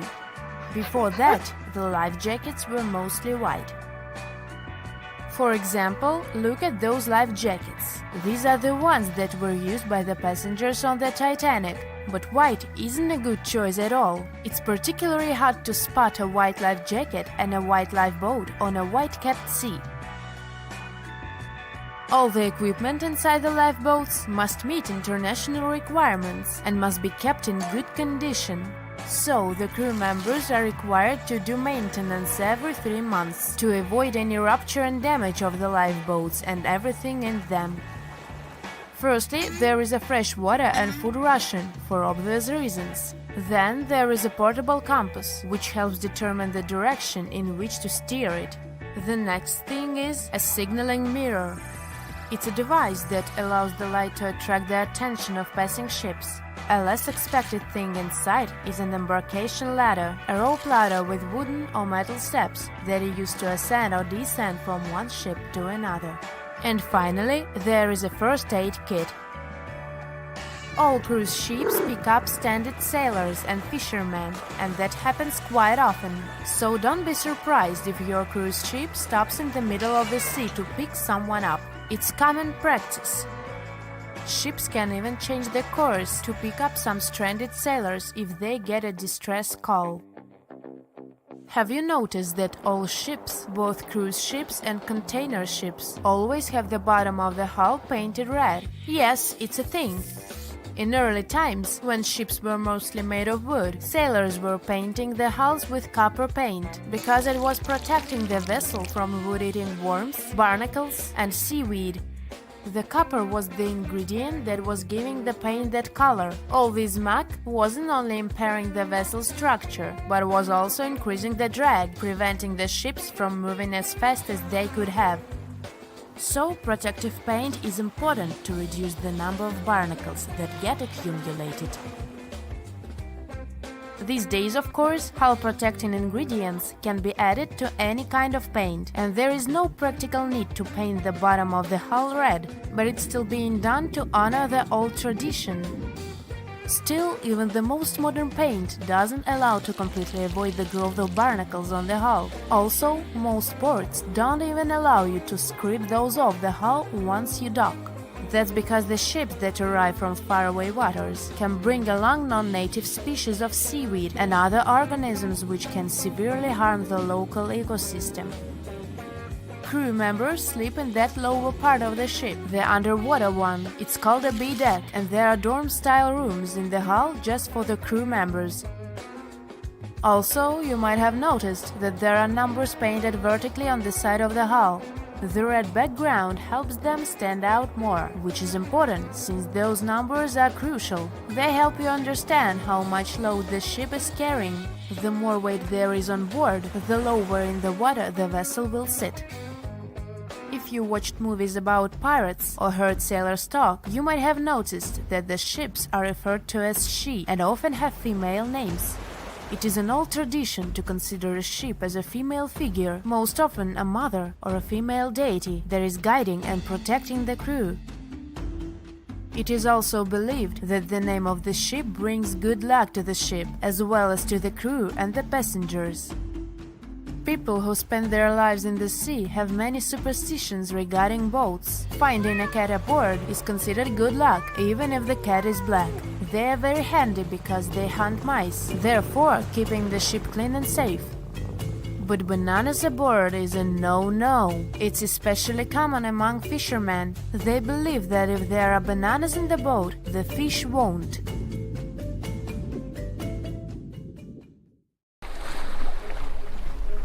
The lookout shouts, "Iceberg right ahead!" The Titanic strikes the ice. Water starts flooding in. Third-class passengers are locked up. There aren't enough lifeboats for everyone. Panic sets in. Violins are playing. The ship sinks. Well, we all know the story of the movie Titanic like the back of our hand by now. But what if I told you that Hollywood lied to us? To tell the real story of what happened that freezing night in 1912, we need to rewind a bit. The lookout shouts, "Iceberg right ahead!" Yep, that part was true. Just before 11:40 at night, Frederick Fleet noticed something darker than the sea directly ahead. As the ship got closer, he realized it was an iceberg. The engines were quickly reversed and the ship turned sharply. Instead of hitting it head-on, Titanic scraped along the side of the berg, sprinkling ice on the forward deck. If you remember, in the movie, Jack and Rose are having a romantic moment when they feel the ship shudder after hitting the iceberg. Everything shakes as if they were in the middle of a light earthquake. Some real-life passengers reported feeling something similar after the impact. But according to Titanic survivor Frank Prentice, it wasn't exactly like that. He said there was no impact as such, and it all felt more like slamming on your car brakes. The ship stopped, and that was that. Some people even slept right through the collision, confirming that there wasn't such an abrupt impact. Mr. Prentice, curious about what had happened, left his cabin and went out to the deck. When he got there, all he could see was a little ice on the surface, not the towering iceberg that Jack and Rose saw. But as we all know by now, the real damage happened below the waterline, where the iceberg had a jagged spur that slashed a 300-foot gash in Titanic's hull. Once the crew realized how severe the damage was, they immediately began sending distress calls to nearby ships, asking for help. At some point in the movie, the radio operator goes to the captain and says there is only one ship nearby, the RMS Carpathia, which later ends up rescuing many passengers. But in real life, there were more ships around. It's believed that the SS Californian was only about 23 miles away. This ship might have actually seen the Titanic sinking, or at the very least, seen its rockets exploding high in the sky. Yet, for reasons we will never fully understand, they didn't try to help. Let's get back to the story. Now, people need to get off the ship. At 12:45, lifeboat number 7 was the first to be lowered. Just like in the movie, women and children were told to go first. But in reality, some women were hesitant and even refused to get into the lifeboats. Mr. Prentice said this happened mainly for 2 reasons. First, these lifeboats were high and passengers were terrified of the 70-foot drop from the deck to the ocean below. And second, most women didn't believe the Titanic would actually sink. It was called unsinkable after all. So the idea of getting into a lifeboat seemed pointless at the time. This mindset probably explains why Eloise Smith, a first-class passenger, recalled that there was no panic or chaos at first. Other survivors backed this up, saying that no women or kids were crying. But one thing that was indeed concerning, at least for the crew, was the possibility that the lifeboats might buckle under too much weight. This is one of the theories why the first few lifeboats left carrying only a fraction of their full capacity. Like lifeboat number 7, which only carried 27 people in it, even though it could hold up to 65. In total, Titanic had 20 lifeboats, which could carry about half of the 2,200 people on board that night. But that didn't happen. And now we know the passengers had no idea there weren't enough for everyone.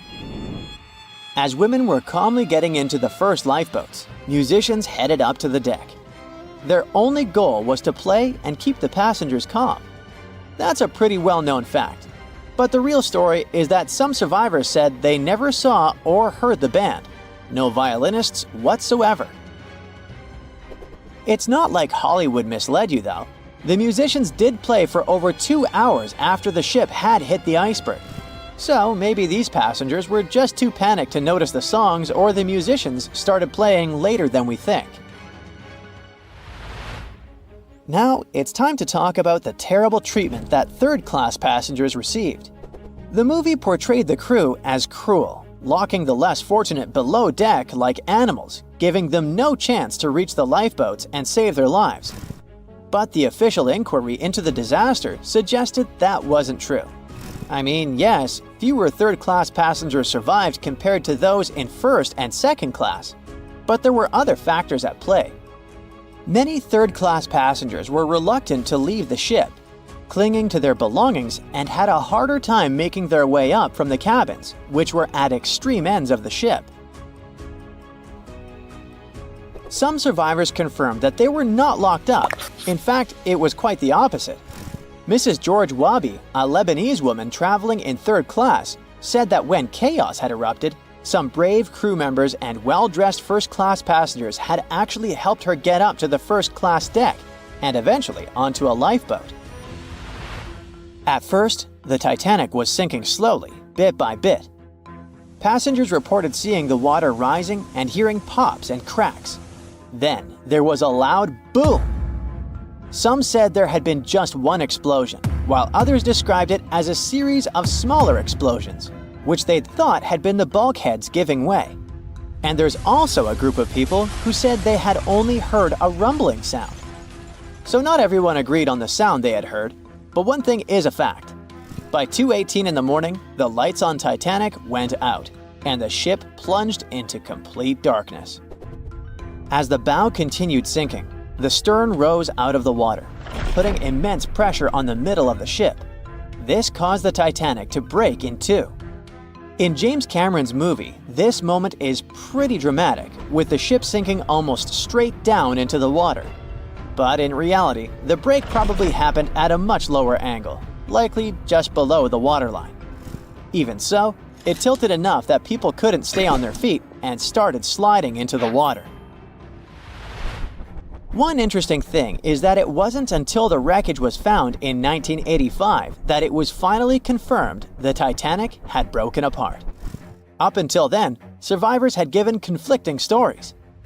At least 8 survivors claimed they had seen the ship split. Emily Ryerson, a first-class passenger, described it as if the Titanic had been sliced in half with a knife. But there was also a small number of witnesses that insisted Titanic had gone down intact. At the time, this theory was more accepted because most people still didn't believe that the supposedly indestructible ship could break in half. So why the conflicting reports? Okay, so what you don't see in the movies, for obvious reasons, is how incredibly dark it was when the tragedy happened. It was like being in a room with no light, where you can only make out shapes and shadows. That's what it was like on the lifeboats.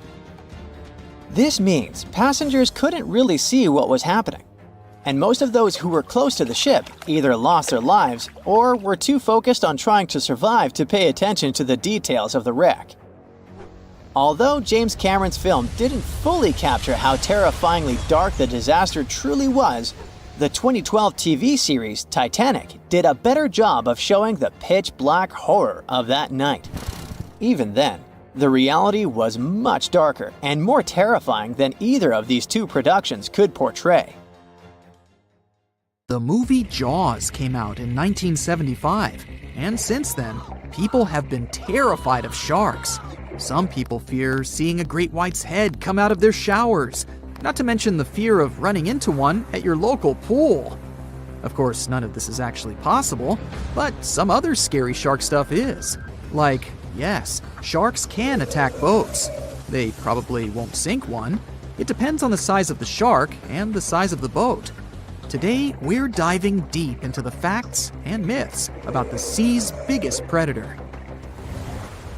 It was the year 1953. On a typical July morning, 2 fishers set out on their daily lobster harvest.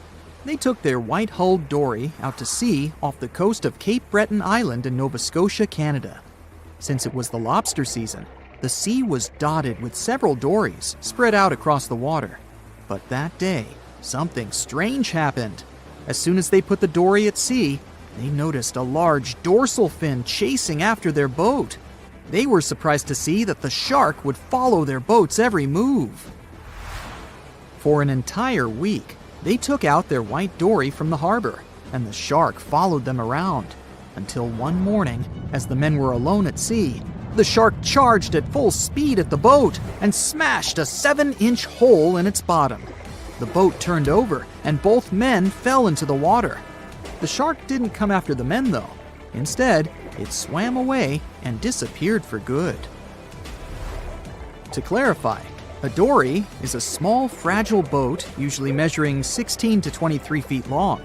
So how long did that shark need to be in order to sink it? Well, as soon as the boat was retrieved from the ocean, researchers found something interesting. One of the shark's teeth was found stuck in the hull. According to Harvard experts that analyzed the tooth, it most certainly belonged to a 12-foot white shark that weighed around 1,200 pounds. One thing intrigues scientists a whole lot. The great white didn't seem to be interested in the man aboard, but rather in the boat itself. The question is, why? Some people suppose that this great white followed the dory around because it was white, and the animal probably thought it was some big white mammal. It's not the first boat a shark has attacked. You see, sharks don't attempt to sink boats because they're mean and evil. Rather, it's due to murky waters and hard materials that make them mistake inanimate objects for their usual lunch menu. But that's not what we've learned from popular culture. In Jaws, the protagonist shark managed to poke several holes in the orca as it rammed the boat. The orca was a Nova Scotia-style fishing boat made out of wood planks. It wasn't a huge boat, so it seemed plausible that a great white could ram it. But, according to Mythbusters, that's very far from the truth. A great white swimming at its maximum speed wouldn't be able to take down a medium-sized fishing vessel. The same goes for bigger boats. Some bull sharks or great whites can turn over smaller vessels, though, like kayaks or small boats. If this happens, it's most likely because they think it's a sea mammal and nudge it before taking the first bite. No scientist can say for sure why they do this. only that it's usually a misunderstanding on behalf of the animal. The Shark Research Committee, a nonprofit scientific research organization, has documented a lot of shark attacks on inanimate objects and is trying to answer that question more thoroughly. So far, they've observed several attacks on objects such as crab trap buoys and inflatable float bags. The website has also registered 2 famous attacks on boats. The first one happened in 1959, and a shark left a tooth on the hull of a boat.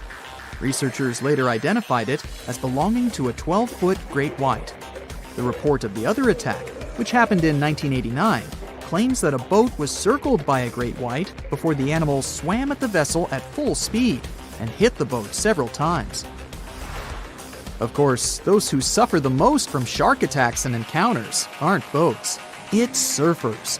As far as we know, surfers look like giant wobbly seals from the shark's perspective.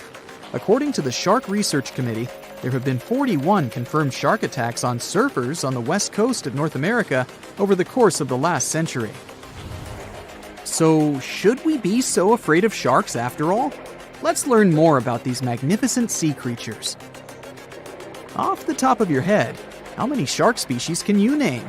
4, 8, 10? Well, there are over 500 species of sharks swimming in the ocean. They vary from tiny specimens, about the size of a human hand, to up to 39-foot-long creatures. The largest species of shark are actually not great whites, but whale sharks. And even those are small compared to the great megalodon. This ancient creature that lived around 20 million years ago reached an unimaginable length of 60 feet. By comparison, that's the same as 2 to 3 buses placed one after another. I wouldn't swim in megalodon-infested waters even if you dared me, that's for sure. We know that sharks are very good hunters, but why is that so? Their bodies seem to have been strategically built for speed. Instead of having a bone skeleton, like us humans, sharks have a cartilage skeleton, which makes them much lighter and also super fast swimmers. Each species of shark hunts depending on its nutritional needs. So, shark species that grow to an average of 3 feet have a diet based on fish. The ones that grow bigger start feeding off of bigger sea animals, such as sea lions and seals. Throughout their lives, some species of shark can shed over 30,000 teeth. Unlike humans, who are born with a set number of teeth in their jaws, sharks have an apparently limitless supply. In their defense, they do lose teeth pretty easily, as they can easily get stuck in their prey, for example. They also have multiple rows of teeth. The jaws of a great white can contain up to 7 rows of teeth, and can grow to be more than 6 inches long. And since we're speaking of great whites, the most feared shark species roaming the oceans, this is ray. Ray is an adult white shark. He can swim up to 50 miles a day, so he needs a lot of fat in order to keep his body functioning. Funny thing about Ray, when he opens his jaws to hunt, his eyes roll back together with his head, so his sight is hindered when he's taking a bite. Now, he does like it when the water is murky and underwater visibility is low. That's because it makes it harder for his prey to spot him coming. These conditions can make it easier for him to grab that yummy seal. But this can also make it easy for him to mistake a random boat for lunch and end up scaring some humans. Some Hollywood movies love to portray sharks as having superpowers. Although they're not innately cruel, one species of shark does have something that can be considered bizarre. Hammerhead sharks, one of the most dangerous species of sharks, have a sort of sixth sense. Inside their heads, they have electroreceptor organs called ampullae of Lorenzini. These organs allow sharks to detect the electromagnetic fields of all living things in the ocean. This ups their hunting abilities to another level. They can even find prey hidden in the sand because they sense its electromagnetic field. You should know one thing. If a shark lives in a balanced ecosystem, it won't feel the need to attack unknown things. These animals are curious, though, so maybe we should cut them some slack when they bite a piece off a random boat. Welcome to the Spirit of Discovery cruise ship, which will take you on an unforgettable sea voyage around the Canary Islands. The azure endless ocean, delicious food, the highest service, premium cabins, and a terrible nightmare that you will probably remember for the rest of your life. This is exactly how one luxury trip of the Saga Cruises Company ended last year. Instead of relaxing during the cruise, passengers felt fear and horror, and even had health problems. And that's why. On October 24th, the Spirit of Discovery liner started a 2-week cruise around the Canary Islands. There were about 1,500 people on board. About 1,000 were passengers, and the rest were crew members. The first week went great, but then the liner encountered a serious problem called nature. There were strong winds and big waves. The captain decided to return to the UK ahead of time, but the decision was made too late. The ship was caught in a severe storm in the Bay of Biscay. A powerful wind with a force of 11 points hit the vessel. To make it easier for you to understand, the 11-point wind is able to tear out trees together with roots, destroy residential buildings, and plunge entire cities into chaos. Such a storm is rare, but Spirit of Discovery was unlucky enough to get into its epicenter. 11 points is the penultimate place on the Beaufort scale, which determines the wind rating. The most powerful storm has 12 points, and this is a hurricane. The wind reached a speed of 65 miles per hour, which is about the same as the average speed of a car on a highway. Not only did it push the Spirit of Discovery, but it also raised huge waves 25 feet high. Just imagine a wall of water the height of a 3-story building collapsing on a lone ocean liner. At that moment, the captain sent a message to all the passengers through the cabin speakers so that no one left their place. And his voice sounded worried enough. All the passengers had to lie down and hold on tight. According to the witnesses' words, the ship remained caught in the storm for about 15 hours. They held on with all their might so as not to crash into the walls and floor. All this time, tables were flying around the ship, dishes were breaking, furniture was moving all over the cabins. The waves smashed windows, partitions, and doors. Some people were knocked down because they couldn't hold on for so long. The storm hurled the passengers from ceiling to floor, from wall to wall. The ship's crew turned the dining room into a medical area to provide assistance to those who had been hurt. Despite the difficult and terrible conditions, the ship's team did a great job.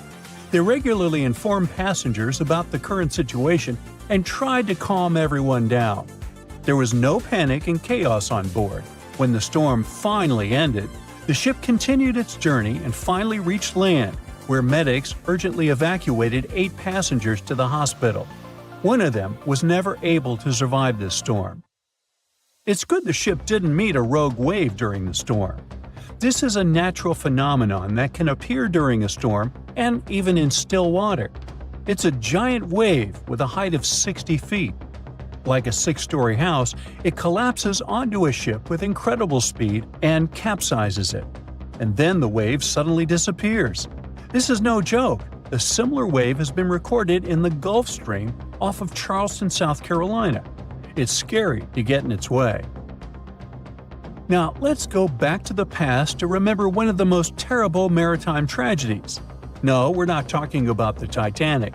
We'll talk about the Greek liner Laconia, which set sail from the English port of Southampton on December 19, 1963, with more than 600 people on board.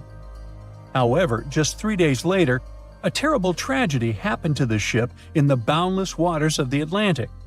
At 11 p.m., in the barbershop hall, an electrical malfunction occurred. The problem led to a fire, which quickly spread to other rooms. The crew couldn't cope with it, since the fire was spreading too fast. The ship's team turned on the fire alarm, but there was no command to leave the vessel. Only 2 hours later, the captain ordered the passengers to evacuate. All this time, people were either relaxing in their cabins or enjoying a party in the ballroom. The crew was probably trying to put out the fire without causing panic. However, when the situation became critical, the evacuation began. People panicked and ran to the lifeboats, but many didn't manage to get inside. One of them was John Morris. He survived this catastrophe and shared his memories of how he put his family in a lifeboat while he stayed on board the ship. He didn't even have a life jacket. Since there was nowhere to go, the ship's crew opened a bar so that people could relax a little. However, at that moment, boilers began to explode inside the ship, and it became clear the vessel wouldn't stay afloat for too long. John Morris decided to jump into the water right in his tuxedo. As soon as he was overboard, he grabbed onto a piece of wooden deck cargo and swam as far away from the ship as he could. The giant liner could sink at any moment, and when such a huge object goes down to the seabed, it forms a water funnel that pulls along everything around. Rescuers arrived at the scene sometime later. Fortunately, John Morris's pregnant wife and young son were alive, but his mother-in-law unfortunately didn't survive the disaster, like many other people that day. Of course, after this incident, the Greek Ministry of Merchant Marine initiated a thorough investigation. For 2 years, they collected information from passengers and the captain, studied the technical characteristics of the ship, and eventually came to certain conclusions. According to them, the ship's crew gave the evacuation order too late. Not all passengers were able to get into lifeboats, but half of those boats remained on board because of the chaos that prevailed during the evacuation. Several officers of the liner were accused of negligence, but the captain and his first mate received the most criticism. As for John Morris, he stated that he felt himself under protection that day. Another unusual story happened on a cruise ship relatively recently. Spoiler alert, the ship didn't sink, there was no evacuation, and the weather was good. However, for many passengers, this journey became a real challenge.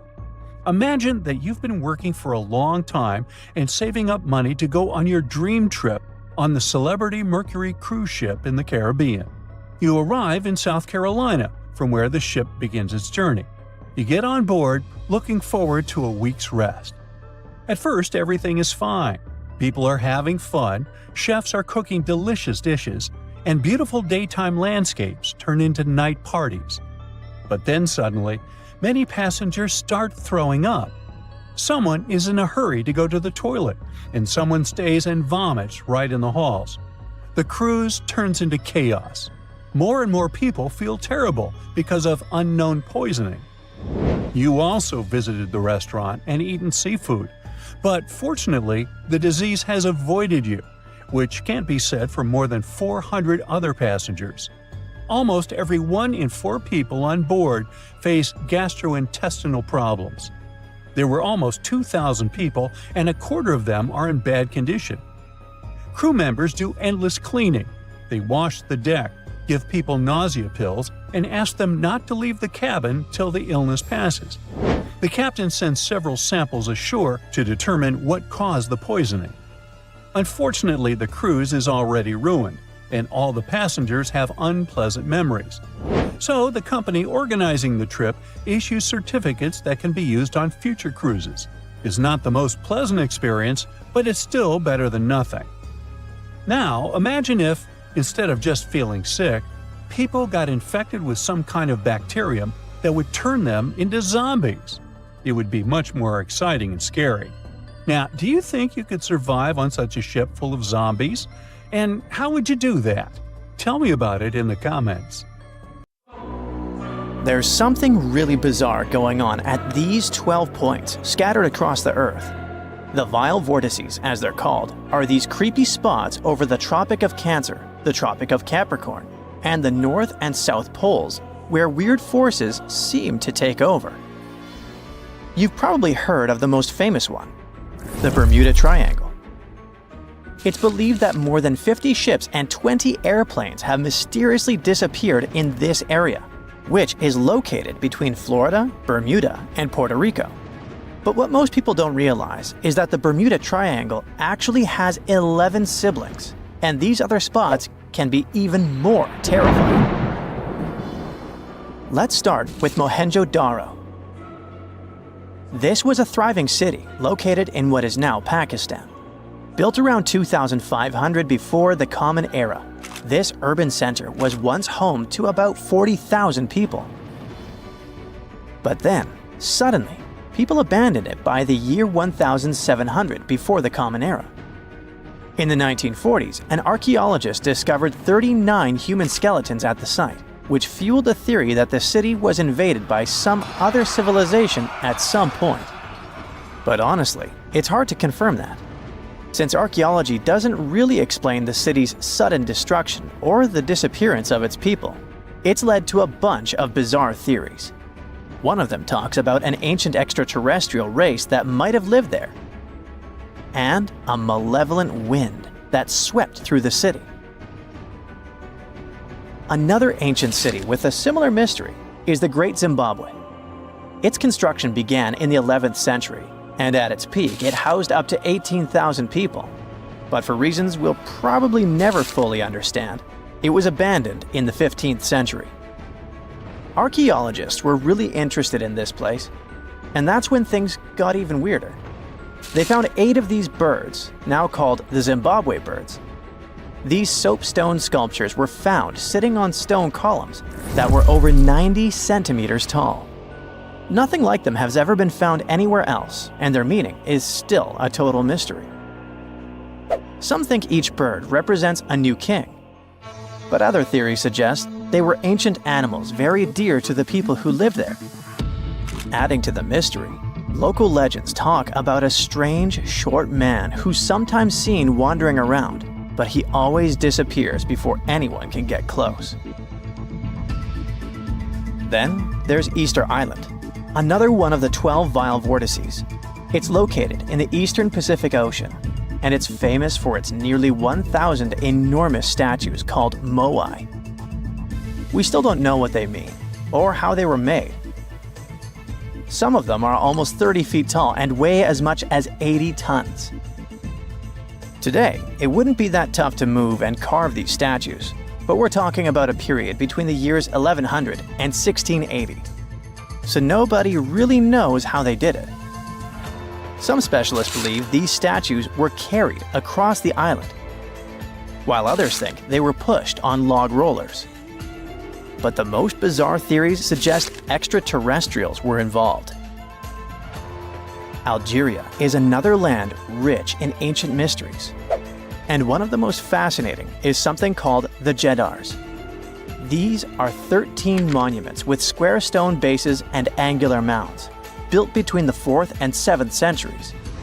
But the weird part is, no one knows their purpose. One of them had an inscription in Latin, but it was so worn down that the message was nearly impossible to read. The best guess so far is that these monuments were probably tombs for royalty, although no one knows exactly who was supposed to be buried there. What we do know is that there are many myths related to strange disappearances in the region. The next mysterious spot is located south of Tokyo in the Pacific Ocean, and it's called the Dragon's Triangle. Does that name ring a bell? Yep. Just like the Bermuda Triangle, this area is known for strange disappearances of airplanes and ships. One of the most chilling stories dates back to 1945, when a plane allegedly vanished. The pilot supposedly sent a radio transmission right before the aircraft disappeared, claiming that something strange was happening in the sky, like it was opening up or something. While this story is definitely eerie, the truth behind it and many other Dragon's Triangle legends is still up for debate. If you type Hamakulia volcano into Google Earth, you'll find it located in Hawaii's Ring of Fire. But this place is so shrouded in mystery that it's hard to find much information about it.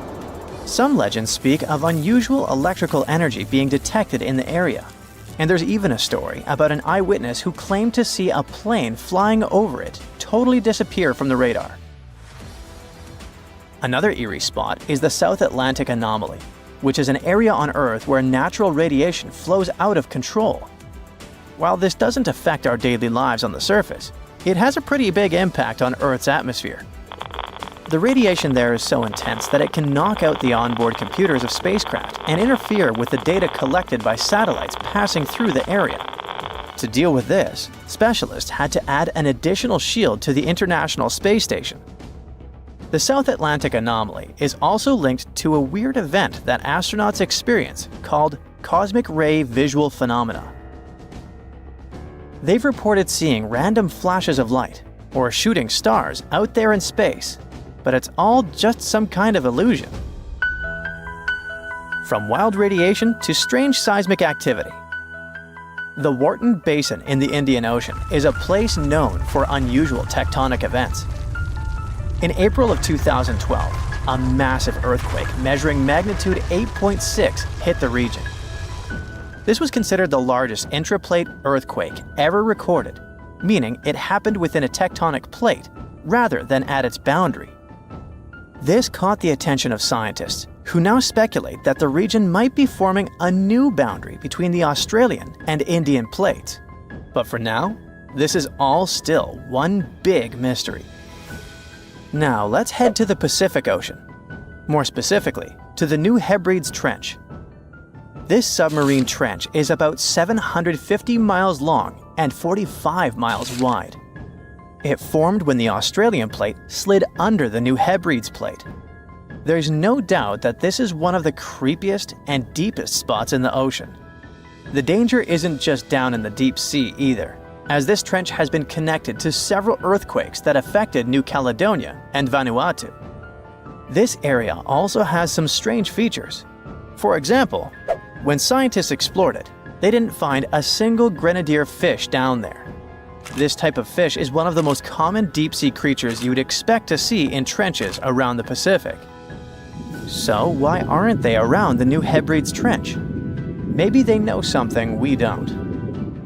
The two remaining vile vortices are the North and South Poles.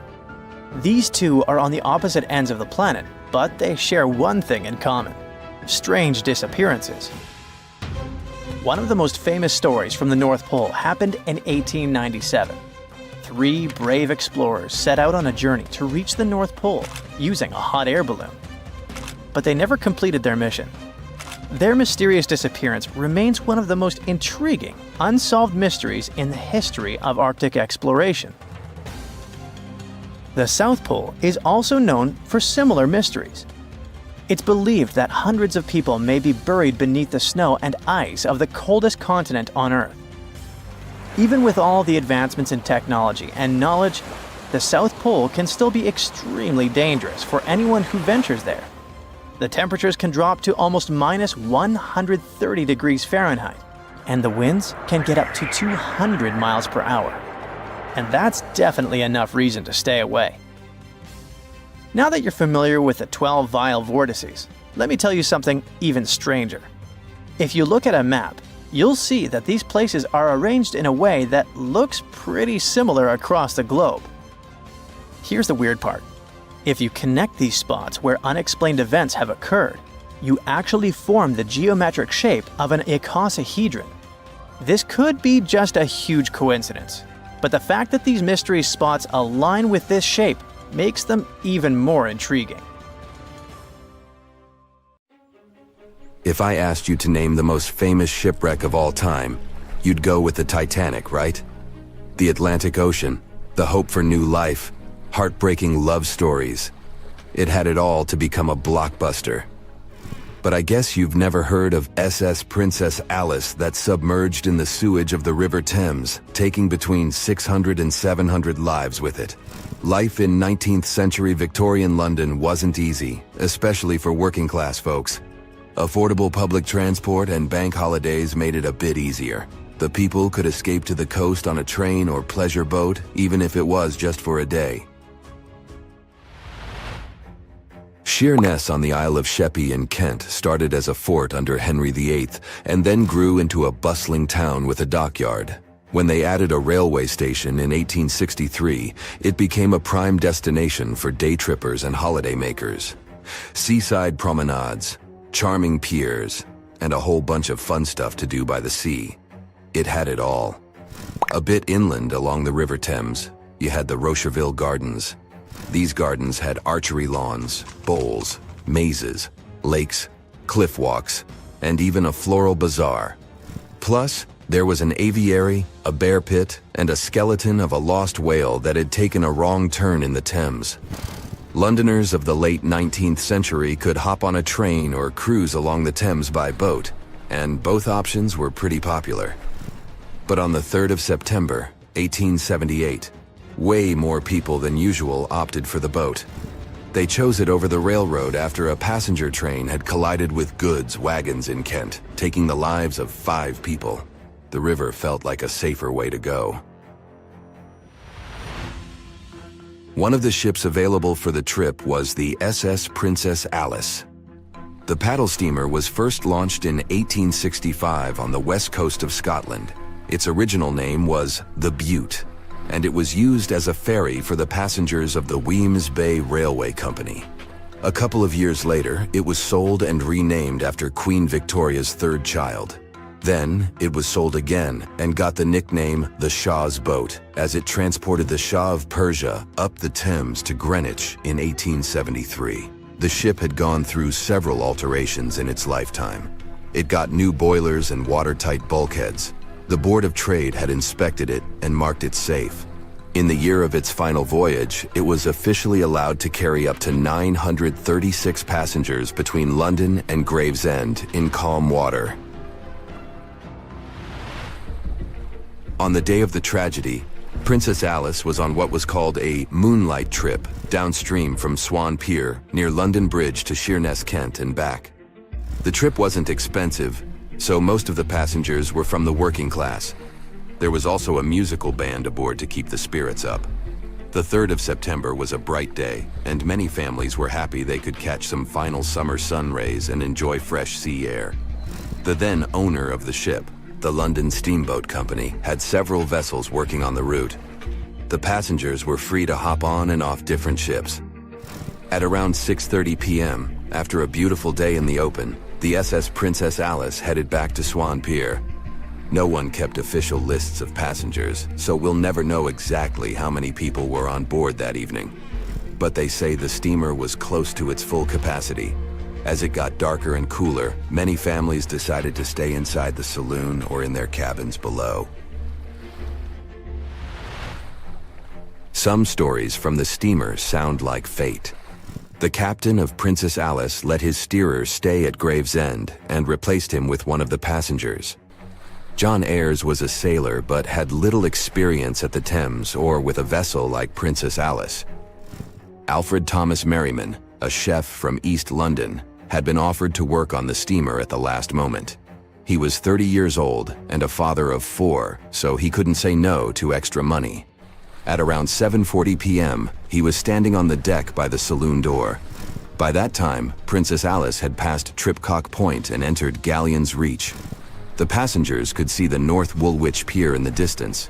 Many of them planned to disembark at that stop. And that's when Merriman noticed a huge ship carrying coal. It was Bywell Castle. This vessel normally carried coal to Africa, but it had just been repainted at a dry dock. Bywell Castle was going to Newcastle to pick up some coal and transport it to Alexandria, Egypt. The ship's captain, Harrison, wasn't too familiar with these waters, so he called in Christopher Dix, a seasoned Thames River pilot, to lend a hand, even though he didn't have to.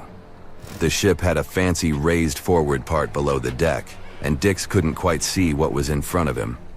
So, they had a sailor on lookout duty.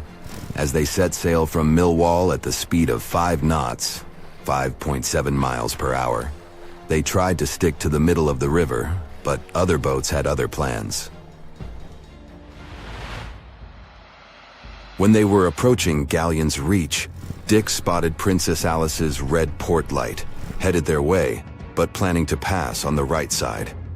At the same time, Grinstead, the captain of Princess Alice, was going against the river's flow, trying to find the smooth waters on the south side.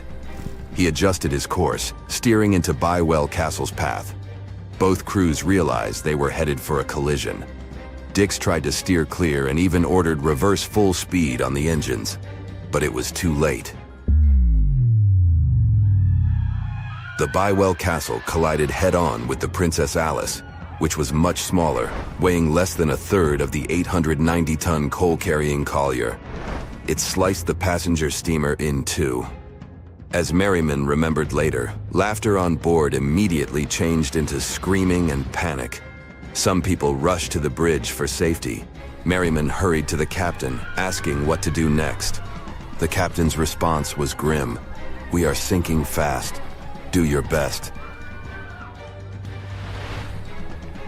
The ends of the steamer went high into the air, and the middle just sank, taking passengers with it. Those unfortunate ones who were below deck were tragically trapped. The impact caused tons of untreated sewage to gush from outlets near the collision site. The water became a frothy mess of unprocessed waste with a horrible odor. It was potent enough to make even the most resilient sailors retch. Amid the chaos, passengers struggled for life in the contaminated water. They inhaled lungfuls of hazardous waste without knowing. The crew aboard the Bywell Castle sprang into action. They dropped ropes from their deck, urging Princess Alice's passengers to climb aboard. Anything that could float, from planks to barrels, was tossed into the water to serve as flotation devices for those in need. Other members of their team launched a lifeboat, saving 14 people. Nearby boats, moored along the riverbanks, joined the mission, plucking survivors from the water. Many of Princess Alice's passengers didn't know how to swim, and it was even trickier for ladies wearing long, heavy dresses. Merriman was among the lucky ones who could swim. He first held on to a piece of wreckage, and then, when others got to it, swam away and caught onto a rope hanging over the side of the Bywell Castle. They managed to save around 130 people this way. Another survivor was Robert Haynes, who played in the Princess Alice band. He was fond of ships and had noticed the Bywell Castle a couple of minutes before the collision. He chose not to follow the rest of the band, who went downstairs for a break, and that saved his life. Princess Alice's sister ship, Duke of Teck, arrived 10 minutes too late to assist with the rescue efforts. Only 2 people who had been below deck or in the saloon managed to survive the collision. We still don't know the total count of lives taken on that day, but it's somewhere between 650 and 700. And what makes this story even more tragic is that it has been mostly forgotten.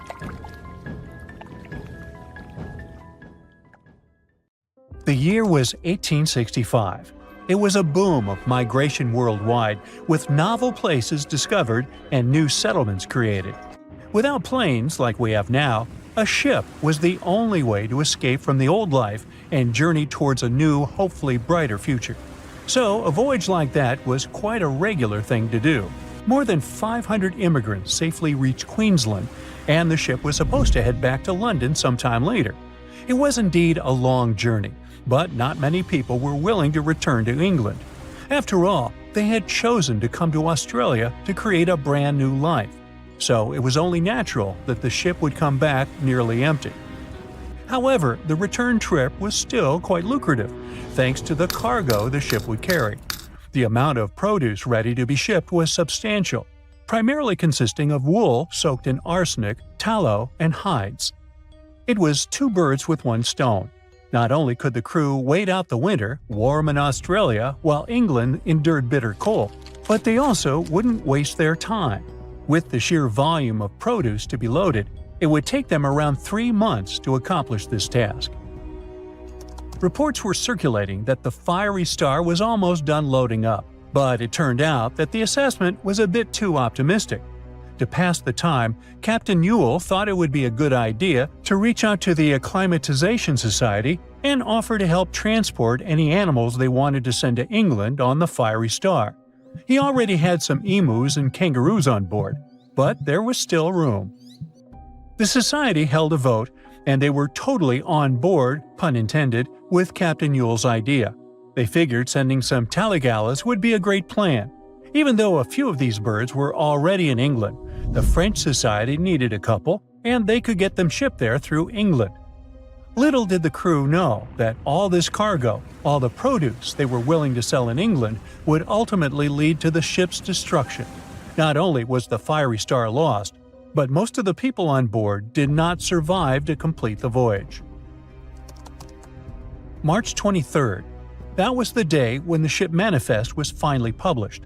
A manifest is a list that details the cargo, passengers, and crew of a ship, plane, or vehicle, primarily for customs officials.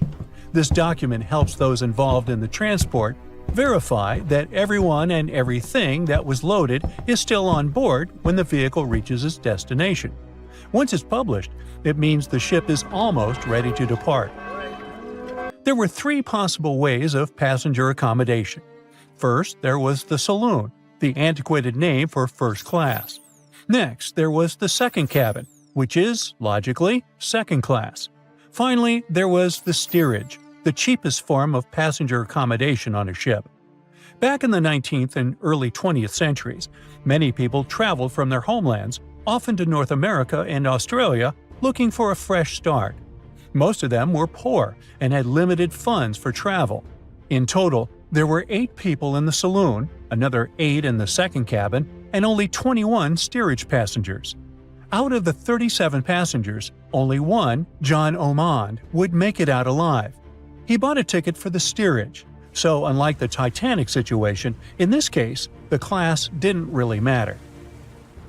The crew members list wasn't as detailed as the passengers. It was known that, in total, there were around 55 people in the crew, from able-bodied seamen to crew members simply called boys. But there's something telling me that the crew wasn't really that important for the captain. In reality, all that mattered to him was to make as much money as possible, shipping tons of dangerous, flammable cargo. Out of over 50 crew members, only 17 survived that voyage. But there was actually one more crew member who actually survived it all, just because they weren't let in. Sarah Johnson disguised herself as a man and planned to sneak onto the ship. However, something about her looks made the captain get suspicious, so he called the police and made Sarah leave the ship as he didn't want any immoral behavior to take place. Well, he saved her life. For him, it was the last voyage. The captain, W. Hunter Ewell, was quite a celebrity apparently. He already had a record of the safe landing of immigrants in the previous year, so there seemingly was no reason to worry. The trip promised to be safe.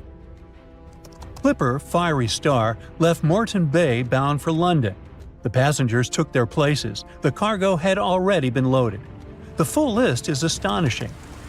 In addition to all the wool, tallow, cotton, hides, and horns, there were also 6 cases of arrowroot and various other packages. And we can't forget the animals the captain took aboard too. The Fiery Star was far away, yet still observable to the east as it headed toward the Pacific Ocean. This was the last information available until May 26, when news of its destruction emerged from Brisbane. Chief Officer William Sargent's log reveals that the Fiery Star took 12 days to reach the southern tip of New Zealand, passing on April 11, 1865. The trip was going well until heavy seas ruined 2 longboats on April 17. On this day, a strong odor of smoke alerted the captain. When he checked, he found the lower hold completely filled with smoke from a fire fueled by the ship's flammable cargo. The hatches were quickly closed to try to contain the flames, but by the next day, the heat and toxic smoke had forced passengers out of their cabins. George Maber was one of the lucky survivors. He was the ship's engineer, and he recalled the chaotic events on April 20th, as Captain Ewell and most of the crew and passengers tried to evacuate in rough weather. At around 6 p.m., the ship took on water, and without much warning, Captain Ewell, 4 crew members, and a few female passengers hopped into a lifeboat and headed out. The next boat, managed by the second mate, Mr. Adio, was a gig, followed by a crowded jolly boat. Lastly, there was a waste boat, which was barely seaworthy, with 2 men constantly bailing water to keep it afloat. The plan was for the boats to stay close to the Fiery Star overnight and head for the Chatham Islands the next morning. But by dawn on April 21st, all 4 boats had vanished without a trace. On the burning ship, there were 17 crew members and passenger John Ormond, who banded together under Chief Officer William Sargent's leadership. For 5 days and nights, George Maber pumped water on the fire without rest. He volunteered to go down the forehatch with a rope around him and a handkerchief over his mouth. he discovered that the foremast had been burned through for about 7 inches, and the port side was severely damaged, resembling an empty shell. Exhausted, he returned for fresh air, but later descended again with Quartermaster Marshall to access a water tank. They couldn't open the lid, and as George crawled over the hides, he felt himself sinking. When they reached the deck, they collapsed from exhaustion. The cargo had been destroyed by smoke and fire, and the heat on the deck was intolerable. The crew survived on limited rations and caged chickens, using every spare piece of wood, including pigsties for the pumps. Distressed pigs ran wild in the heat. A raft was constructed, but was too weak for the open sea. Sleep was elusive, and the crew had lost everything, with only hopes of reaching land or meeting another ship. Finally, the Dauntless appeared and sent a lifeboat to the Fiery Star. Captain Moore boarded the Fiery Star on May 12th, and after assessing the situation, he agreed that the crew could do no more. They boarded the Dauntless at 4 p.m., witnessing the Fiery Star succumb to flames by 11:30 p.m. It was a narrow escape. They said it was the most technologically advanced ship. They said it was unsinkable. And when it sank, they made a movie about it. These were the main reasons why the Titanic disaster became world famous. But unfortunately, this is not the only large-scale shipwreck. And sadly, there have been cases much worse than the tragedy of the Titanic. One of them occurred on April 27, 1865. The Sultana steamboat carried passengers and cargo daily between St. Louis and New Orleans. It was a pretty large wooden boat with 3 decks and was 260 feet long and 70 feet wide, almost twice the size of a basketball court. The ship could carry about 350 passengers, but on that unfortunate day, more than 2,000 people were on it. On April 23rd, she was making a routine voyage from New Orleans when it broke down. Something was wrong with the boiler, so the vessel docked in Vicksburg for repairs. At the port, the ship's captain, James Cass Mason, found out about an excellent opportunity to earn a lot of money. All he needed to do was to transfer a large group of former prisoners to the north. The captain agreed to do it, but the problem was that the boiler required a lot of time to repair. Mason was afraid that his competitors would take the job, so he decided to sail despite the malfunction the ship had. He patched up the holes in the boiler instead of a big repair and invited all the ex-prisoners on board. So, there was a broken boiler, an excess number of passengers, a lack of lifeboats, and not the best river conditions. Also, the captain refused to send the ex-prisoners to the hold, so they were all with ordinary passengers. There were strong chances for a shipwreck, but the greedy desire to earn more money was stronger. The Sultana went on a voyage and sailed up the river for 2 days. At this time, one of the biggest Mississippi floods in history began. The river overflowed its shores because of the flood, with the water level rising several feet. All the trees on the shore disappeared, and only the tops were sticking out of the water. The ship sailed opposite this powerful current, making the boiler work too hard. On the evening of April 26th, the Sultana arrived in Memphis, Tennessee, and they loaded even more, 120 tons of sugar and 200 passengers. She got incredibly heavy. Around midnight, the ship continued its dangerous journey. The captain sailed to barges to load a shipment of coal. At 1 a.m., the vessel left the barge. At 2 a.m., the broken boiler, unable to withstand the load, suddenly exploded. The Sultana was just 7 miles north of Memphis. Few people survived that day. The problem was that passengers trying to escape from the fire jumped into a cold river with a strong current. The Sultana disaster is considered the most tragic shipwreck in the history of the United States. The exact number of those who didn't survive is still unknown. According to various sources, this number was from 961 to 1,800 people. Don't be surprised that almost no one knows this story. There were many more survivors in the Titanic tragedy, and everybody heard about it. But the Sultana sank during one high-profile event. 12 days before the shipwreck, the country lost Abraham Lincoln. People hadn't yet recovered from this news, so no one paid much attention to the tragedy of the Sultana. Many catastrophes happened quite recently by historical standards. One of them occurred in 2002. The ferry La Jula was a Senegalese vessel. The ferry sailed twice a week, mainly along the coast of Dakar, carrying passengers who traded mango and palm oil. It made daily voyages and never faced severe problems thanks to modern rescue equipment and good repair service. But one day, the ship's crew discovered a malfunction and sent the boat to port. For almost a year, La Jula was in a non-working condition, awaiting repairs. But it didn't get high-quality service. After poor maintenance, the ferry set off on its last voyage.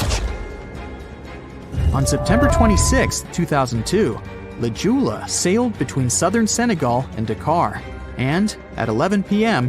headed toward Gambia, where a strong storm began. The wind raised high waves, but this wasn't critical for the large passenger ship unless the number of people on board didn't exceed the established norm. La Jula was supposed to carry about 500 passengers, but had many more people that day. Too many passengers, poor repairs, and a strong storm caused severe problems for the ship. But the main factor in the shipwreck was that La Jula was only built for sailing in coastal waters, but that day it sailed far from the shore. Big waves started rocking the boat, and at some point it just turned upside down. The ship's deck went underwater, and its lower part stuck above the surface like an iceberg. All the passengers sitting in cabins fell on the ceiling and lost their orientation in space. There were no holes or damage in the ship's hull, and water flooded the lower decks for a long time. The vessel stood in a twisted position for several hours. Then, the boat began to sink when the water seeped through the deck and hold. The ocean was warm, but no one came to save the passengers. People had to wait almost 4 days to be rescued. Unfortunately, only a few managed to survive. The Philippines is a very dangerous area for ships. This place consists of several thousand islands and a vast area with shallow water. Ships can run aground and damage the hull with reefs and pitfalls. On September 20th, 1987, one of the most terrible disasters in navigation history occurred there. A Philippine passenger ferry called Dona Paz left one of the islands and sailed toward Manila. The sun was shining, the ocean was calm, and the visibility was good. But for some reason, the crew members didn't notice how the tanker Vector was approaching them. The two ships collided at low speed. The collision wasn't strong, but the problem was that the Vector had tons of oil on board, and the Dona Paz crashed into the cargo hold where that oil was stored. So it spilled all over the ocean, and then a spark slipped through. Not only did the two ships catch fire, but also filled with water. Both ships sank in a matter of seconds. Only a few dozen people survived that disaster. On September 27, 1854, the passenger ship Arctic sailed from Liverpool to New York. The fog came rolling down, and visibility got really bad. Another boat appeared out of the thick white haze, the French steamer Vesta. The ships were close enough to each other that a collision was inevitable.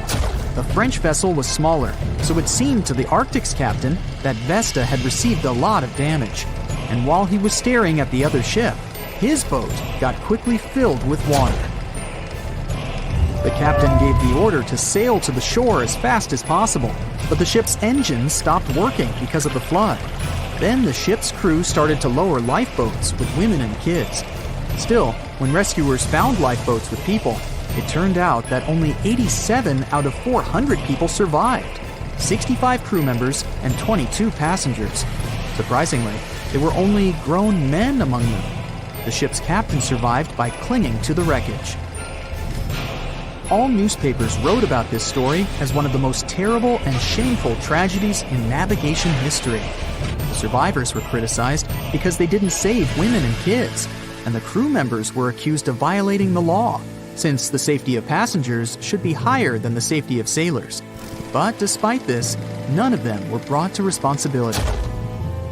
Unfortunately, shipwrecks still occur to this day, but fortunately, there are fewer of them than before, thanks to modern navigation systems and radar. But no technology can guarantee there won't be a super strong storm or any other emergency that no one can foresee. We know Titanic from so many stories, even a movie, but now we have its first full-sized digital scan.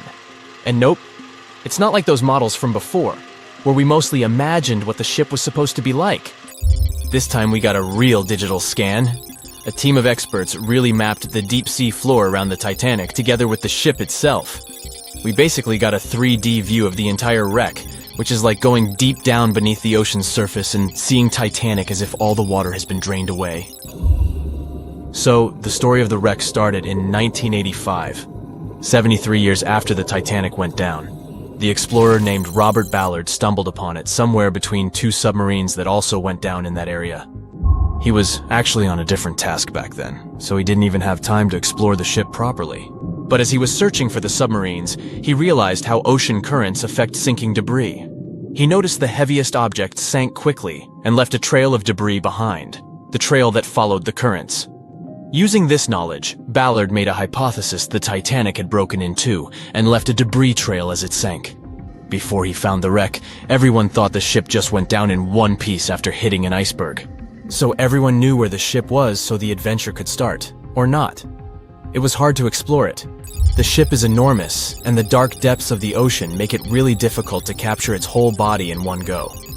So we mostly relied on glimpses of the decaying ship, and had to settle with teasing scattered parts of the whole picture and filling it up with speculations and stories. But in the summer of 2022, we finally got something different. A team of experts from Magellan Loaded, a company specializing in mapping the deep sea, teamed up with Atlantic Productions, who were making a documentary about the project. They embarked on a mission to capture the complete view of the Titanic. They used submersibles. Those are vehicles that go underwater, remotely controlled by a team of skilled explorers. These submersibles dove deep into the ocean. It wasn't an easy job. They spent over 200 hours collecting information about the entire length and breadth of the wreck. It was like a real-life treasure hunt. But instead of finding gold and jewels, they took something even more precious. Over 700,000 images of the Titanic from every angle possible. Yup, they took photos of every tiny part of the ship, even the not-so-interesting bits most of us would usually skip. Even mapping the muddy parts was an important part, because it helped fill in the gaps between the more exciting things they discovered. And this was a way for all of us to finally get a detailed 3D reconstruction.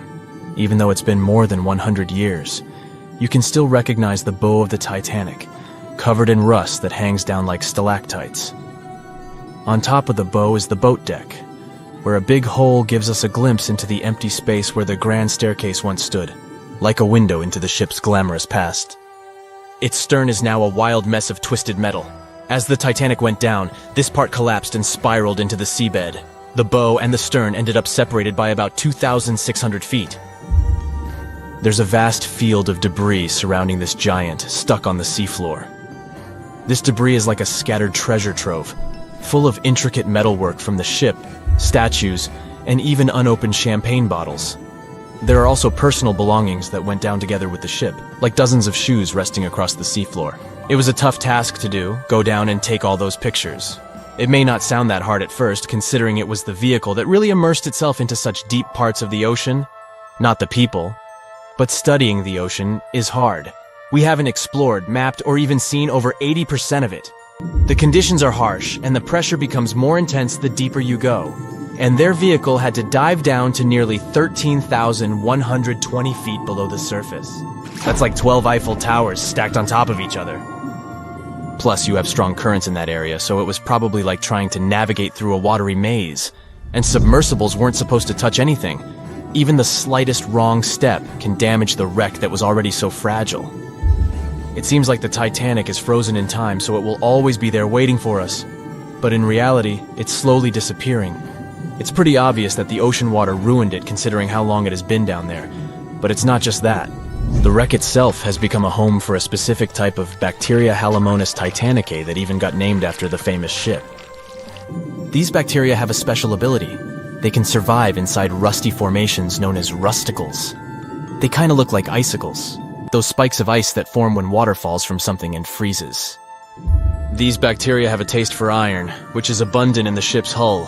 For them, it's like a real buffet down there. And as time goes by, these bacteria will keep eating away at the iron in the ship, bit by bit, until one day the feast comes to an end and the whole ship is gone. It's like a slow but steady recycling process. So this 3D model we got because of the hardworking team and technology comes at the best time because we never know how much time we have left with exploring the famous wreck. This time we might even understand the collision with the iceberg better. You know how movies always show the Titanic hitting the iceberg on its right side? Well, we can't even be certain about that. The scans could help us figure out if the ship actually grounded on the iceberg, like getting stuck on it. We can study the stern and analyze how the Titanic struck the seafloor. That will also help us understand what really happened during the sinking. Maybe we'll get a chance to discover if there was really a strong fire that sealed the fate of the Titanic. One theory says that the coal fire had been raging for a whole 3 weeks before the ship even took its first and last trip. And this could have made its hull weaker, which means most of the work was done. The iceberg just delivered the final blow. If there even was an iceberg, as some people wonder. There's an alternative theory they suggested where the Titanic may have actually hit a hidden mass of pack ice instead of a typical iceberg. Pack ice is made up of large sheets of ice that float near the ocean's surface and can be difficult to spot. They believe this pack ice might have drifted into the Atlantic from the Arctic Ocean. According to one professional mariner, Captain L.M. Collins, that stands up with that idea. If the Titanic had struck a regular iceberg, the ship would have sunk much more quickly than it did. And since the Titanic managed to stay on the surface for a relatively long period of time, less than 3 hours, maybe this was a different type of collision. The mariner also said there are differences in what people said they saw when the Titanic sank. He thinks these differences might be because of optical illusions. In this case, when people were looking at the ocean that night, the way the light was reflecting and the conditions at sea might have made things appear closer or distorted. So when they saw something in the water, it might not have been exactly what they thought it was. Whether it was an iceberg or something else. Binoculars might have helped the crew members to spot the potential danger, but unfortunately, they didn't have any. It appears they were locked inside a cabinet, and no one knew where the key was. That's it for today. So hey, if you pacified your curiosity, then give the video a like and